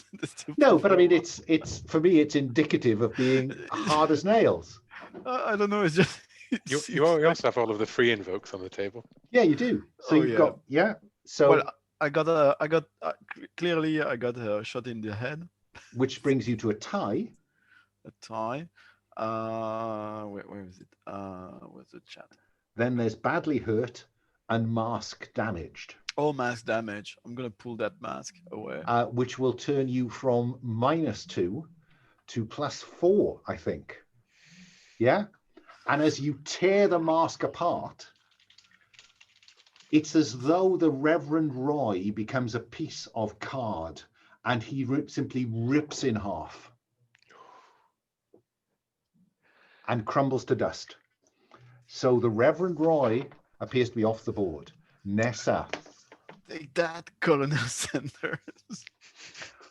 Nessa, on the other side of the portal, for want of a better word, is a brightly lit, pale stone, colonnaded platform with a view of a blue sky and sand, and one wall which is strangely difficult to look at. And above, through a hole in the center of this kind of large expanse that you recognize from your previous trip to the Dreamlands, you can see a starry sky beginning to open. And the congregation, the flock, is standing in a circle around this. I shout out, McFee!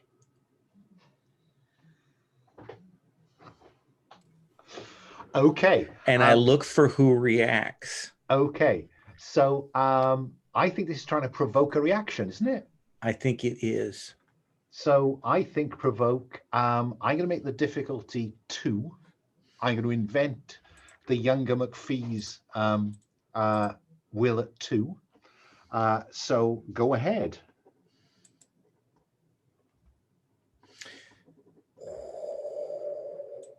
That's a 5 on the dice. Success Plus with 1 is style. 6. So a young man glances towards you. So you succeed with style and you get a boost doing it. And I move towards him, And not hostilely. okay, and as you break into the circle to get to the far side where he is, the rest of them notice, and a group of them will throw themselves on you because you do not belong here. I will attempt to evade them to get as close as I can to the young McFee. Okay, I think that this is a group of acolytes. They would normally fight at 2. I'm going to give them +2 to fight because there's a mob of them.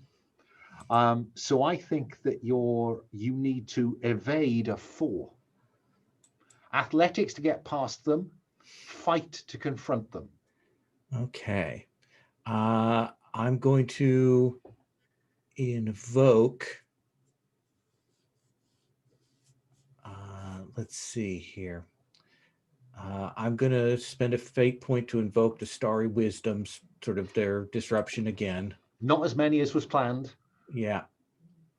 That'll take me to 3. So 2.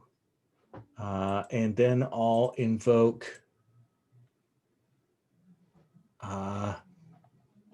Can I invoke my last of the quick disguise kits to have like give myself an extra moment? Yeah, of course you can. Okay. So that will take me to that. You throw the disguise kit at them. So that takes me 2, takes me to 1, it takes me to 3, and then I will spend another fate point to invoke just the general chaos. The last that I haven't used that yet. So Fine. that'll take me to a 5. Okay, so that is success. You get past them, and the younger McFee, who you've seen a picture of, is kind of, he doesn't know whether to attack you, but he looks confused. I say, your dad sent me. And he's still looking confused. I think that How close can I get to him? Can I get up? You get up close to him. It will take a rapport to get him to come with you. Oh, that's not my intent. Oh. Okay. I reach down into my bag and I flip the trigger. Fine. So you drop the bag at his feet that is now ticking on a 5-minute fuse. Oh, no. Oh. It was already on a 5-minute fuse. I hit the switch. Oh my God. If I have to put my hand, I grab him by whatever vestment he has on and I hit the switch and I light us both up. Oh, wow. It is the only way to be sure. Oh my God. Heroic sacrifice. Heroic sacrifice. There really should Absolutely. be something in it for you. So there's this explosion, and looking up at that dark swirl in the sky, you see one of the stars as it's moving. These stars are moving in this space, and one of them glows suddenly brighter. What do you do, Rook and McFee? Cannot punch a star. It's way too far. The Reverend's dead. There's just the entrance to the temple, isn't there? Really? Yeah, there is. Yeah. A horde of those security guys who were chasing McFee have finally found their way back round to get through the fence. Get on the buggy. And that's when I think they are distracted by the arrival of the Air Mobile SAS. Yes. Dun, dun, dun, dun, dun, dun, dun. Yeah. No, Rule Britannia. Yeah. Blasting out of speakers on either side of the helicopters. Yes. I think the Rook would be running towards, wherever Nessa disappeared to.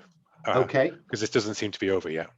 What about McFee and Hassan? I leave Hassan to his thing, but McFee's gonna rush towards the. So the explosion, how far did it take place with the pyramid? This was you saw. You didn't hear any explosion in this plane, in this dimension. You had just heard one up there. Now I'm just curious whether Rook has thought through what options he might have here. Okay. So I think McFee. Because I don't think this is over for Nessa if we play this with some care. Well, unless Nessa is really keen for it to be over. Oh, you are muted, Lowell. Muted. I've got to be sure that it goes up. That is my goal. Indeed. Well, McFee would want to go towards the pyramid because that's where he assumed his son might be, or where Rook would have reported that. So he will tell Rook to get on the buggy and man the machine gun, and he will drive the buggy closer to the pyramid. So you and Rook are going to tear into the pyramid, and I will describe the same thing I described to Nessa. You go down the stairs, and there is this black space. I light a torchlight. And the torch does not penetrate the space. In fact, the wire, the looped wire for the lighting, disappears into this space, and then it just sits there, comes to a dead end. Okay, McFee continues into the darkness. I really need to know what Rook is doing. So we'll just have to pause for a moment. Well, look, it is 5 to the hour. Now would be a good point to take a 5-minute break, it seems to me. Okay. That hour whizzed by. I will pause the recording. There we go. Will is here. There he is. At the point that Rook and McFee step through that archway into the black, they emerge on the other side to see chaos of the Reverend's flock. As they are running, they seem to have chased Nessa around. Nessa is stood in front of a young man that McFee will recognize as his son. And you see Nessa reach down into her bag and pull out that cartoon dynamite with a timer and switch on it. So, Rook, I'm going to come to you and ask you what you do. Can I take a compel? For McFee deserves answers, because I can see that his son is right in front. So what do you think that makes you do when you realize what Nessa is about to do? Grab the trapezohedron. Yeah. And I think, I'm not sure, time travel?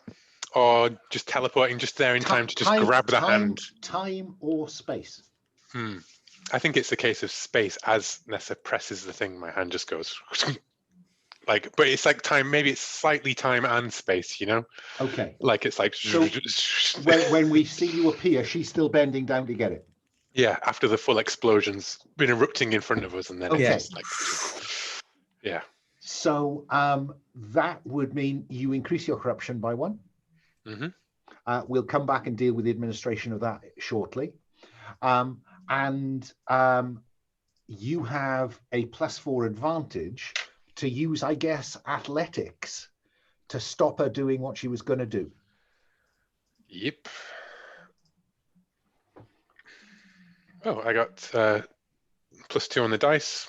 I've accidentally rerolled it because it was slow, but I did have a +2 on the dice. +3 on my athletics, and then +4, so a total of a lot. A total of a lot. I think that you get there before Nessa can press the button. McFee, 1 minute, Rook is standing by you. The next, you can see him plucking this explosive device away from Nessa. Nessa, what do you do? Apart from unmute yourself. No, you are still muted. Then my hand is going to the gun to put it into the face of whoever just grabbed onto this explosive, because I've got to put a bullet in their head and get it away from them. McFee, what are you doing as you see this unfolding? And a group of the Reverend Roy's flock are turning to obstruct your path from you to your son. I am going to compel. I lost my son at sea. Will you take a fate point to have to go through these people, or will you pay me a fate point to do something else? I will take the fate point. Okay, increase your fate point by 1. And this is your physique against their physique. I'm going to give them, individually, they're not very potent, but together they will add up to a difficulty of 4. Okay. If I remember correctly, it's reloading my character sheet. Your physique is 4. 4, yeah, that's what So this will come down to the dice roll. Okay, I'm rolling. Oh! Okay, I'd like to invoke, use a fate point to invoke Last Man Standing. Indeed so. Spend a fate point and get a reroll. Yeah, reroll. Because you're on -5 at the minute. It can't get worse. Oh, but it could become +3. So you succeed by 3, which is success in style. So rather like Skittles, these acolytes are battered apart, leaving you to charge forward with a boost. Yeah, so say what you do next and get a boost doing it. But let me come back round to Rook. Nessa pulls a gun and turns towards you, and Nessa, you see it's Rook. Like, what are you doing? We've got to. I'm hoping this, and I'm just like, hands up, and I think sickening headache as suddenly all of time and all of the timelines start to cohere around me, and my corrupted aspect is now present of future past, as all timelines of Rook begin to coincide. And he says, "Stop, McFee!" And hopefully McFee barrels through just in time to, "My son!" I would like to self-compel my dumbly chosen relationship aspect that I have to listen to Rook. You have to trust that Rook knows what he's doing. Well spotted. Give yourself a fate point. And so now the acolytes have organized and they're coming at the 3 of you, with McFee's son staring at McFee with a complete lack of recognition. I give him a good slap across the face, should remind him who I am. I gave him quite a few along the years. Oh, good. Didn't we lie in domestic violence? Did we? It kind of takes it and stumbles back. What's happening? He doesn't recognize you. Sonny, wake up! Wake up! And It's that's father. when the acolytes barrel into Nessa and Rook. What response? What's your approach to this kind of mob, Nessa? I think that's essentially homemade flashbangs. You know, throw them into people's faces. Essentially, I want to create advantage. with my materials to give Rook an advantage. Fine. So that's crafts, I think, probably is what we're playing with here, isn't it? Okay, let's see how we do. I keep forgetting that they stay checked, and I uncheck them, and then I have to recheck them again every time. Ooh. So what's the difficulty? Sorry, difficulty is only 2, because these are but cultists.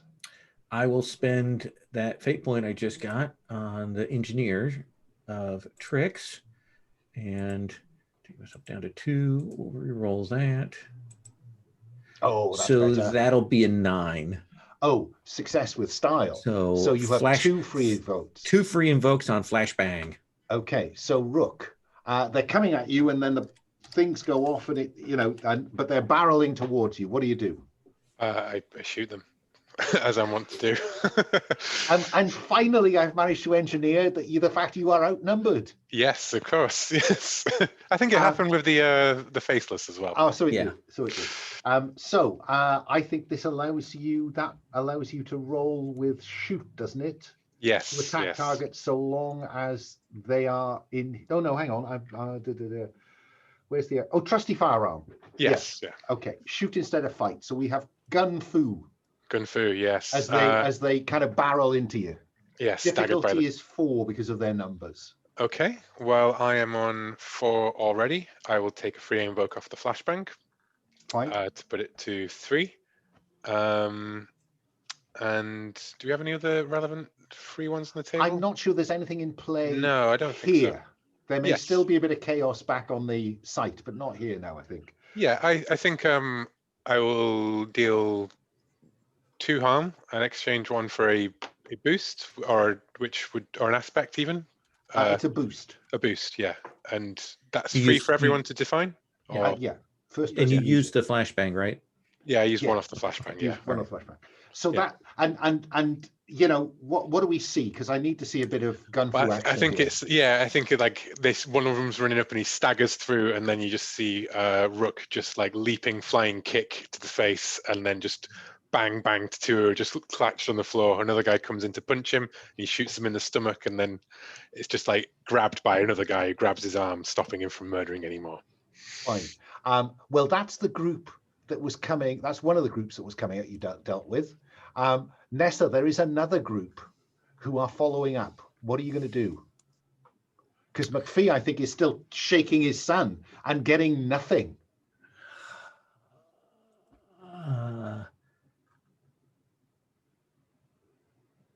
I don't think I have. I think I've already kind of used up my tools in some ways. So I think this is fight or run. I'm going to oh boy. Yeah, I'm just going to try and get past them out of here and trust that Rook's going to finish this off. Okay, so athletics then I think is what we're playing at. Yours against theirs. Theirs is only 2, and being a group doesn't improve that. Oh, okay, -5. Let's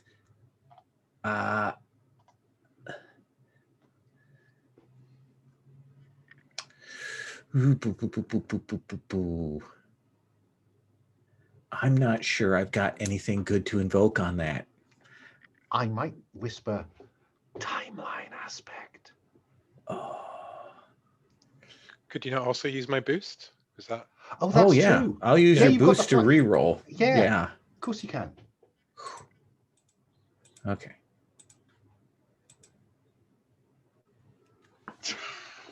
That is not meant to be. That will end up with a -1. -4, -1. Okay, so it's fail at a cost. Fail or succeed at a cost. So I think that I would like to succeed but take damage. Okay, fine. Then you will take. How bad was that? -1, all told. Yeah, -1 is what I came to at the end. So, and whatever the difficulty was. So difficulty was 2. So that's 3 points of harm. Okay. 3 points to be absorbed. Then I'll take a mild and physical stress. Okay. And they are in pursuit. McFee, the kid is just looking blankly at you. But the Reverend Roy said we should just come here and sing. What's going on? Do I know you? Okay, we'll have time for that later. I pull him by the collar and join Rook and Nessa. I'm gonna start punching whoever followers comes my way. None are coming your way. Okay. Nessa is running back the way she's come to an archway in the corner of this great kind of expanse of colonnades. And Rook has just put down a load of these cultists. I want to put down a couple more of the cultists. The only ones are chasing Nessa. Okay, yeah, okay. So I'm gonna chase those ones. And what are you doing with your son? I take him along. Okay, fine. So you're dragging him along. Okay, Rook, what about you? I think I look up to see Nessa running away, and I'm starting to shoot, and then McFee barrels in front of me with his son on his, like, dragging him along the thing, and I'll run after him. And so there is this archway. It's the archway that you entered this space through, Nessa. Are you just heading towards that, hoping that it takes you back where you came from? Yes. And up the stairs beyond and out into the desert air. Yeah. Yeah. It's very odd outside. Let me just. They'd better fix this. Could have been done. Hang on, I'm just trying to find my illustration. I bet I didn't do what I should have done. So forgive me if I didn't. No, I didn't. Forget it.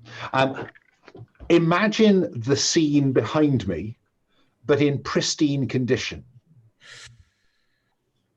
Ooh. Okay, apart from, the bodies and the people who are running away from the site. And standing at the top of the pyramid is Professor Michael Lewis and Hassan. Yeah. Now I'm going to throw that bomb. Okay. Whoosh. Yeah. Yeah, I'm gonna use the homemade bomb and run much up that pyramid as I can, and I want to drop it on these bozos. Okay, so you can see it's quite steep, so it's about getting up there quickly. I think it's athletics to get you there. Okay. Difficulty, I think 3, given everything you've been through, because those stars are continuing out to align. That will give me a 4 on athletics. Oh, that will get you up there. That's the point at which McFee comes out and sees the same thing. That at the top of this pyramid. Got your son, but he's got his son with him, he's got his son with him. And then he's got a hard choice then. He does have a hard choice. Because Hassan is up there, and you know the look on Nessa's face as she's clutching this explosive device going up the side of this pyramid. What do you do, McFee? So is McFee aware of how powerful that explosive device is? It's one of Nessa's. Okay. So the situation, to be clear, is that if that explodes, it will kill all of us? No, Hassan and the doctor, but not you and your son. Okay. Do you leave your son to intervene? Yeah. I'm gonna leave my son to intervene. Oh, okay. I mean, wait. I'm leaving him. We're in the real world. No, we are. No, we're not in the real world. We're somewhere very odd. Shit. I mean, it's like all of that behind me is pristine. Yeah, okay. But everyone that you left out here when you went inside is here and running away. You can see buses in the distance. Out of here. The visitor center is down there, but the pyramids behind me are pristine. Mm-hmm. Nessa screamed, "Get out of here! Get your son out!"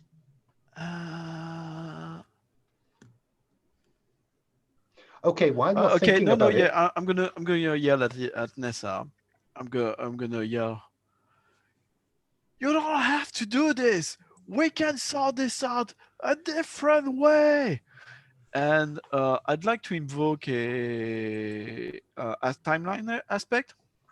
Well, first of all, you need to tell me what skill you're applying to Nessa. It sounds like provoke or rapport. Provoke. Provoke. So I think, Nessa, what's your will? 2. 2. So provoke against 2.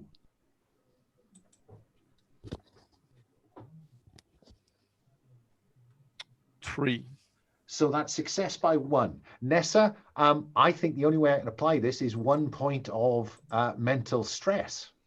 Can I do something? Or you could increase the harm, McFee.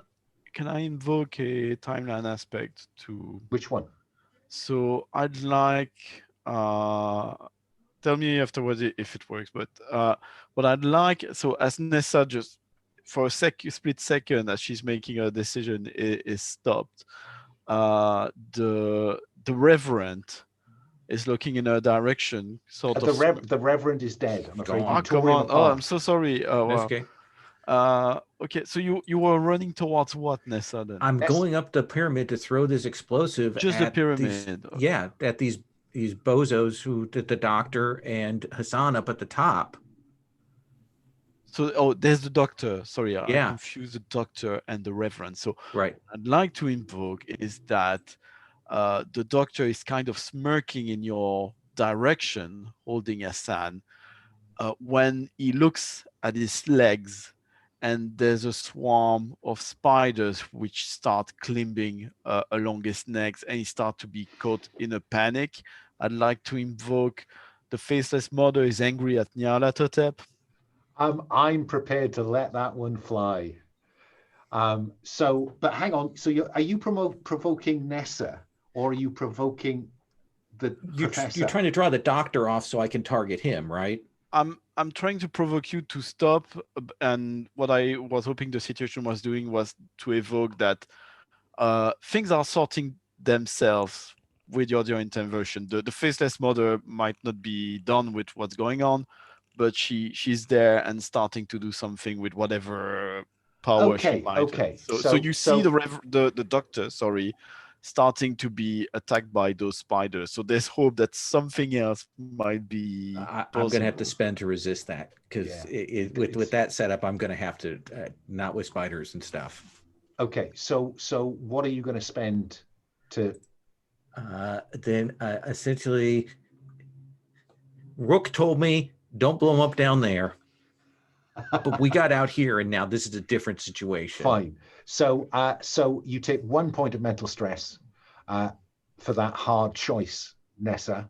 Rook, what do you do when the Elder Thing appears behind Professor Lewis? The Elder Thing appears behind Professor Lewis. Up here at the top of the pyramid where I was going to throw the bomb. Yeah. So you have Dr. Lewis, Hassan, an Elder Thing flaps its wings and flies above them, and Nessa is on the front face of the pyramid trying to lob this homemade bomb at them. While McFee is shouting at Nessa, don't do it. I scream, McFee, let her, she's got to do it. Think about your son. Then Nessa, yeah. Nothing happening on the ground is going to change what you do next. What do you do next, Nessa? I'm going to throw the bomb. God, if I throw it, it's going to hit both of them, right? Yeah. Okay, well, this is the last rush, and this is the holding the bomb to tackle him off with both of us and go off the side, and I'll set the bomb off that way. Oh, wow. There, you can have your Hassan still alive. Oh, brilliant. Athletics against 2, Nessa. Okay.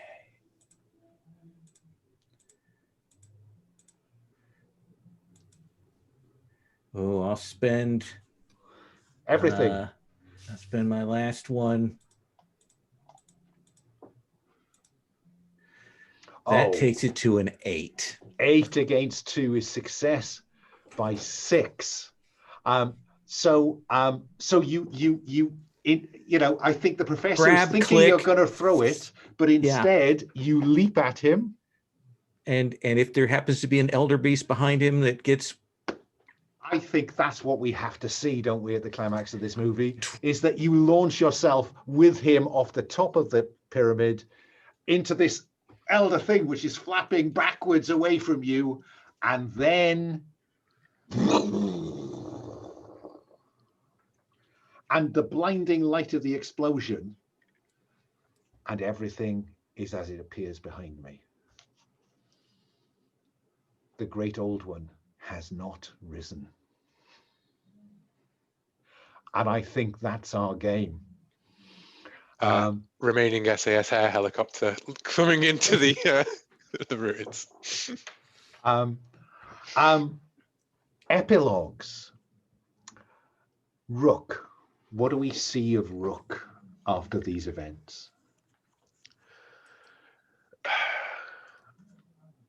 Rook. You see Rook in a car outside a university as a young man, or a young person, sorry, goes out. And as they cross the campus, you see Rook following, looking down at a picture of Avery Quinn. This is the present day Avery Quinn. And next to Rook, he has a book of the creeping chaos of Yog-Sothoth. McFee, what do we see of you after these events?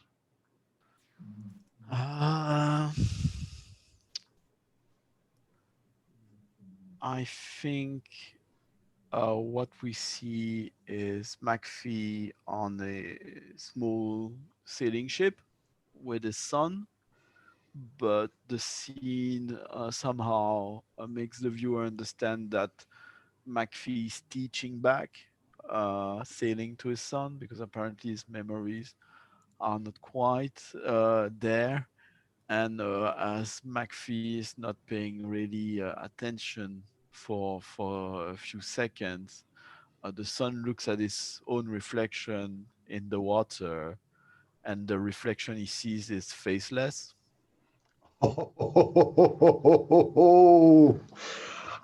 Nessa, what epilogue?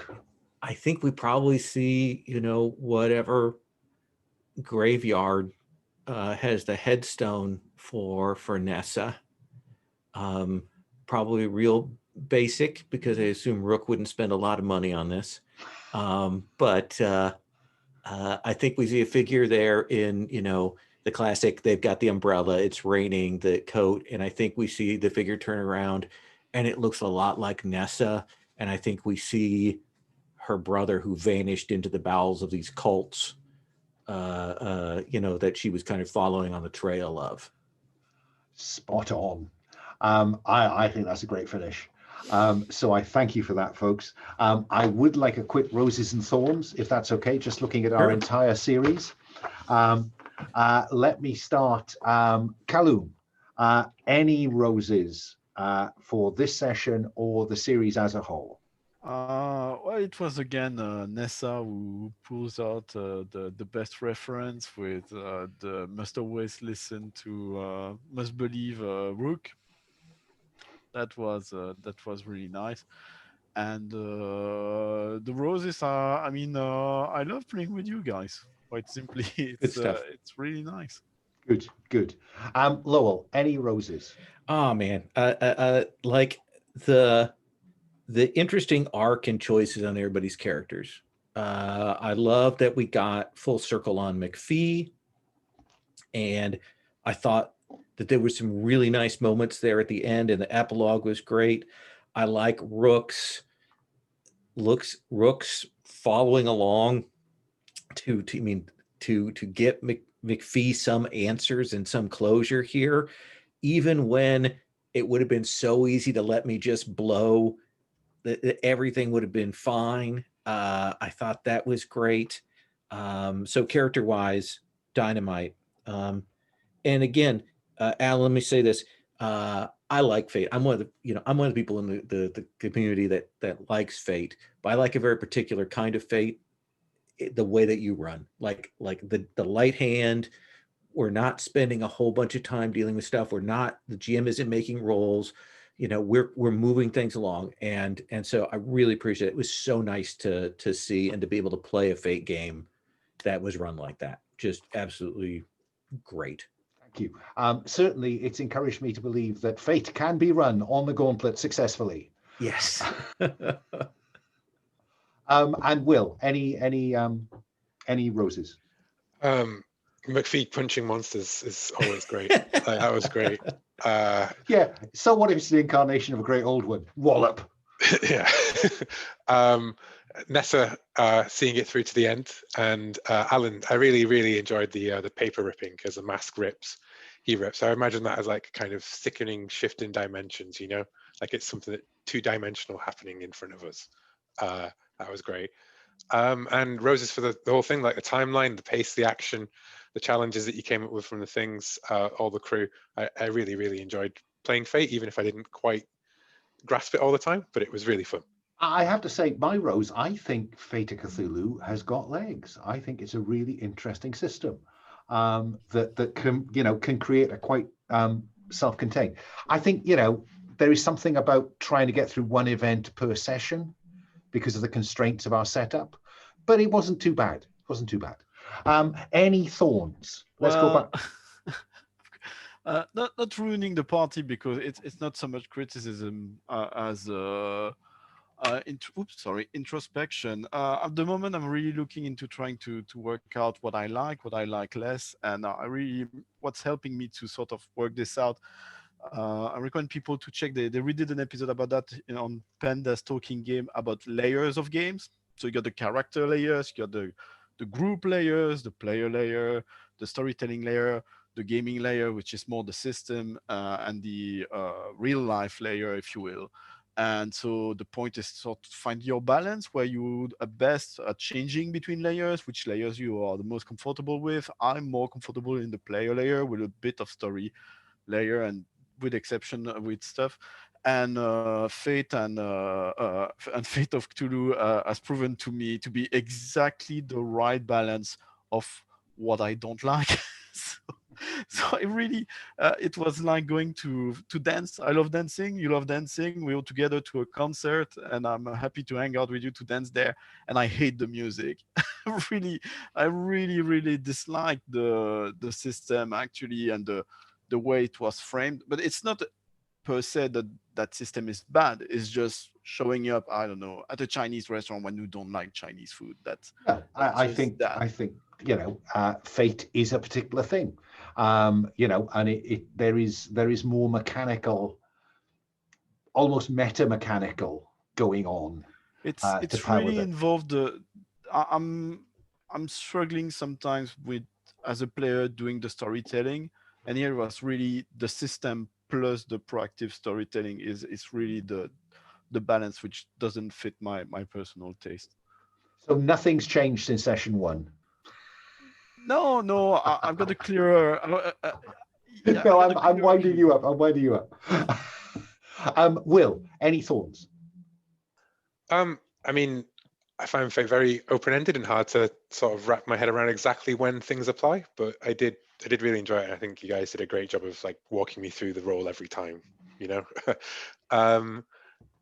It's not so much a thorn as, I guess, like a wish. I think it's constrained by the 5-session thing, but the backlash, like the corruption, when you change the timeline, it inflects upon you, and then you take corruption, but and then more severe consequences, because I think you were quite gentle on us in terms of physical and mental stress. There's something to that, because it was entirely deliberate, because what I didn't want you to be where we'd had more space and more time to spend coming back from those big hits, but mechanically it was tricky to imagine doing that and getting you back to a point where you had a chance in the next event. So I would absolutely admit that I've gone easier with you than I am with my face-to-face or my home group, where we're playing without the constraint of the 5 sessions.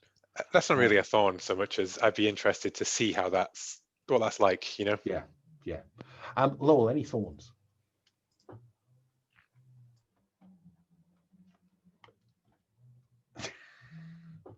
I wasn't going to say a word. And I wasn't either, apparently. One of the things I think is it really does feel like I think you could frame this easily. Go, okay, we're gonna do exactly 10 sessions. We get 5 blocks, 10 sessions. Each one's going to be, in 2 parts. We hit a midpoint and then we go through. And I like that. Thorn-wise, let me think here. Well, one of the things I think is interesting is that fate, is about those negotiated roles, is about those negotiated moments, whereas with a lot of like PBTA games and things like that, you say make a roll, what the stat is. Hearts of Wheeling has a little bit of negotiation, but it's an easy step. But like Lady Blackbird and like some other games that stack up pools and things, you've got that meta moment that stops and slows things down. And I think that's the real rub. If that creates friction for you, then fate's not your bag. And I think that's absolutely fair. Like Rich Rogers, he hates that break of flow, and he hates fate. He hates Blades in the Dark. Blades in the Dark has the same layer of negotiation, and I think Blades in the Dark is certainly, for my money, weaker than Fate. But Fate's also about a different conceptual thing. It is not, am I going to succeed? It's how much do I want to pay to succeed? How much it costs? And that's glorified a real resource management, flip. really. Yeah. Yeah. And for when I run stuff like I run fantasy with it, and steampunk and all kinds of stuff where it's much more heroic adventure. It works really well in that context when people get used to it. I also don't use Fate dice. So that makes a different thing. If I had wishes, it would be more, or Thorn, more time. I really like this. I agree with you. I think this is, for my money, stronger than, say, Dressed and Accelerated. It's stronger than some of the other standalones, than some of the other stuff they've done, like Kaiju Incorporated and things. This feels right, and also, this is more roses, but this is system roses. One of the critiques and one of the reasons that a lot of my group won't play like Cthulhu or things like that is they don't want games where like loss is inevitable, or there's that kind of nihilism that comes from fighting this game goes, yes, you're fighting the old ones, but you can defeat them in this narrow thing, but you can win. And I think that conceptually is so good. Yeah. I think it's a real flipping it around in a really interesting way. Yeah, I was reading a Reddit thread on this, where the complaint was, well, there's no Lovecraft in it. Good. Yeah, exactly. But on the upside, yeah, I think it is the best implementation, to be honest. Yeah. I think I really don't have condensed. any thorns. Yeah, Fine. I don't know. No, I'll take that. I'll take that. Yeah, I loved it. Like, I had a great time. I'm so glad I played this. I'm so glad I played with all of you. It was dynamite. Just a great series of games. Yeah, I thoroughly enjoyed running it, and I'm just sorry that Bodhi couldn't be with us for that last one. Yeah, that would be a thorn. Is I really enjoyed Bodhi's character so much, and I would have loved to have seen. We'd set them up with such difficult choices to be made. I would say about that, as much as I miss Bodhi, I think with 3 players it runs a bit better. Mm-hmm. And I would certainly not run it with 5. Oh yeah. Oh gosh, no. I never run anything with 5. That's madness. Absolute bloody madness. My thing is, I think 3 players works better for most things in the online thing, but the problem is it makes it so vulnerable to one player showing up. Yeah. And that's the I hate that rub. And we want to be inclusive to have players being able to join sessions on the Gauntlet. So if you limit it to 3, it's even more of a problem not to have more game masters. Yeah, it is. That said, I would say that I have a seat available in my Gauntlet Game Facilitators camp starting on the 5th of November. If you're watching this, come to the Gauntlet. We have to remember that date. Remember, indeed. Okay. So thank you, folks. I will just ask if I have permission to post this. Yes. Because I've been practicing saying that. And I'll stop the recording.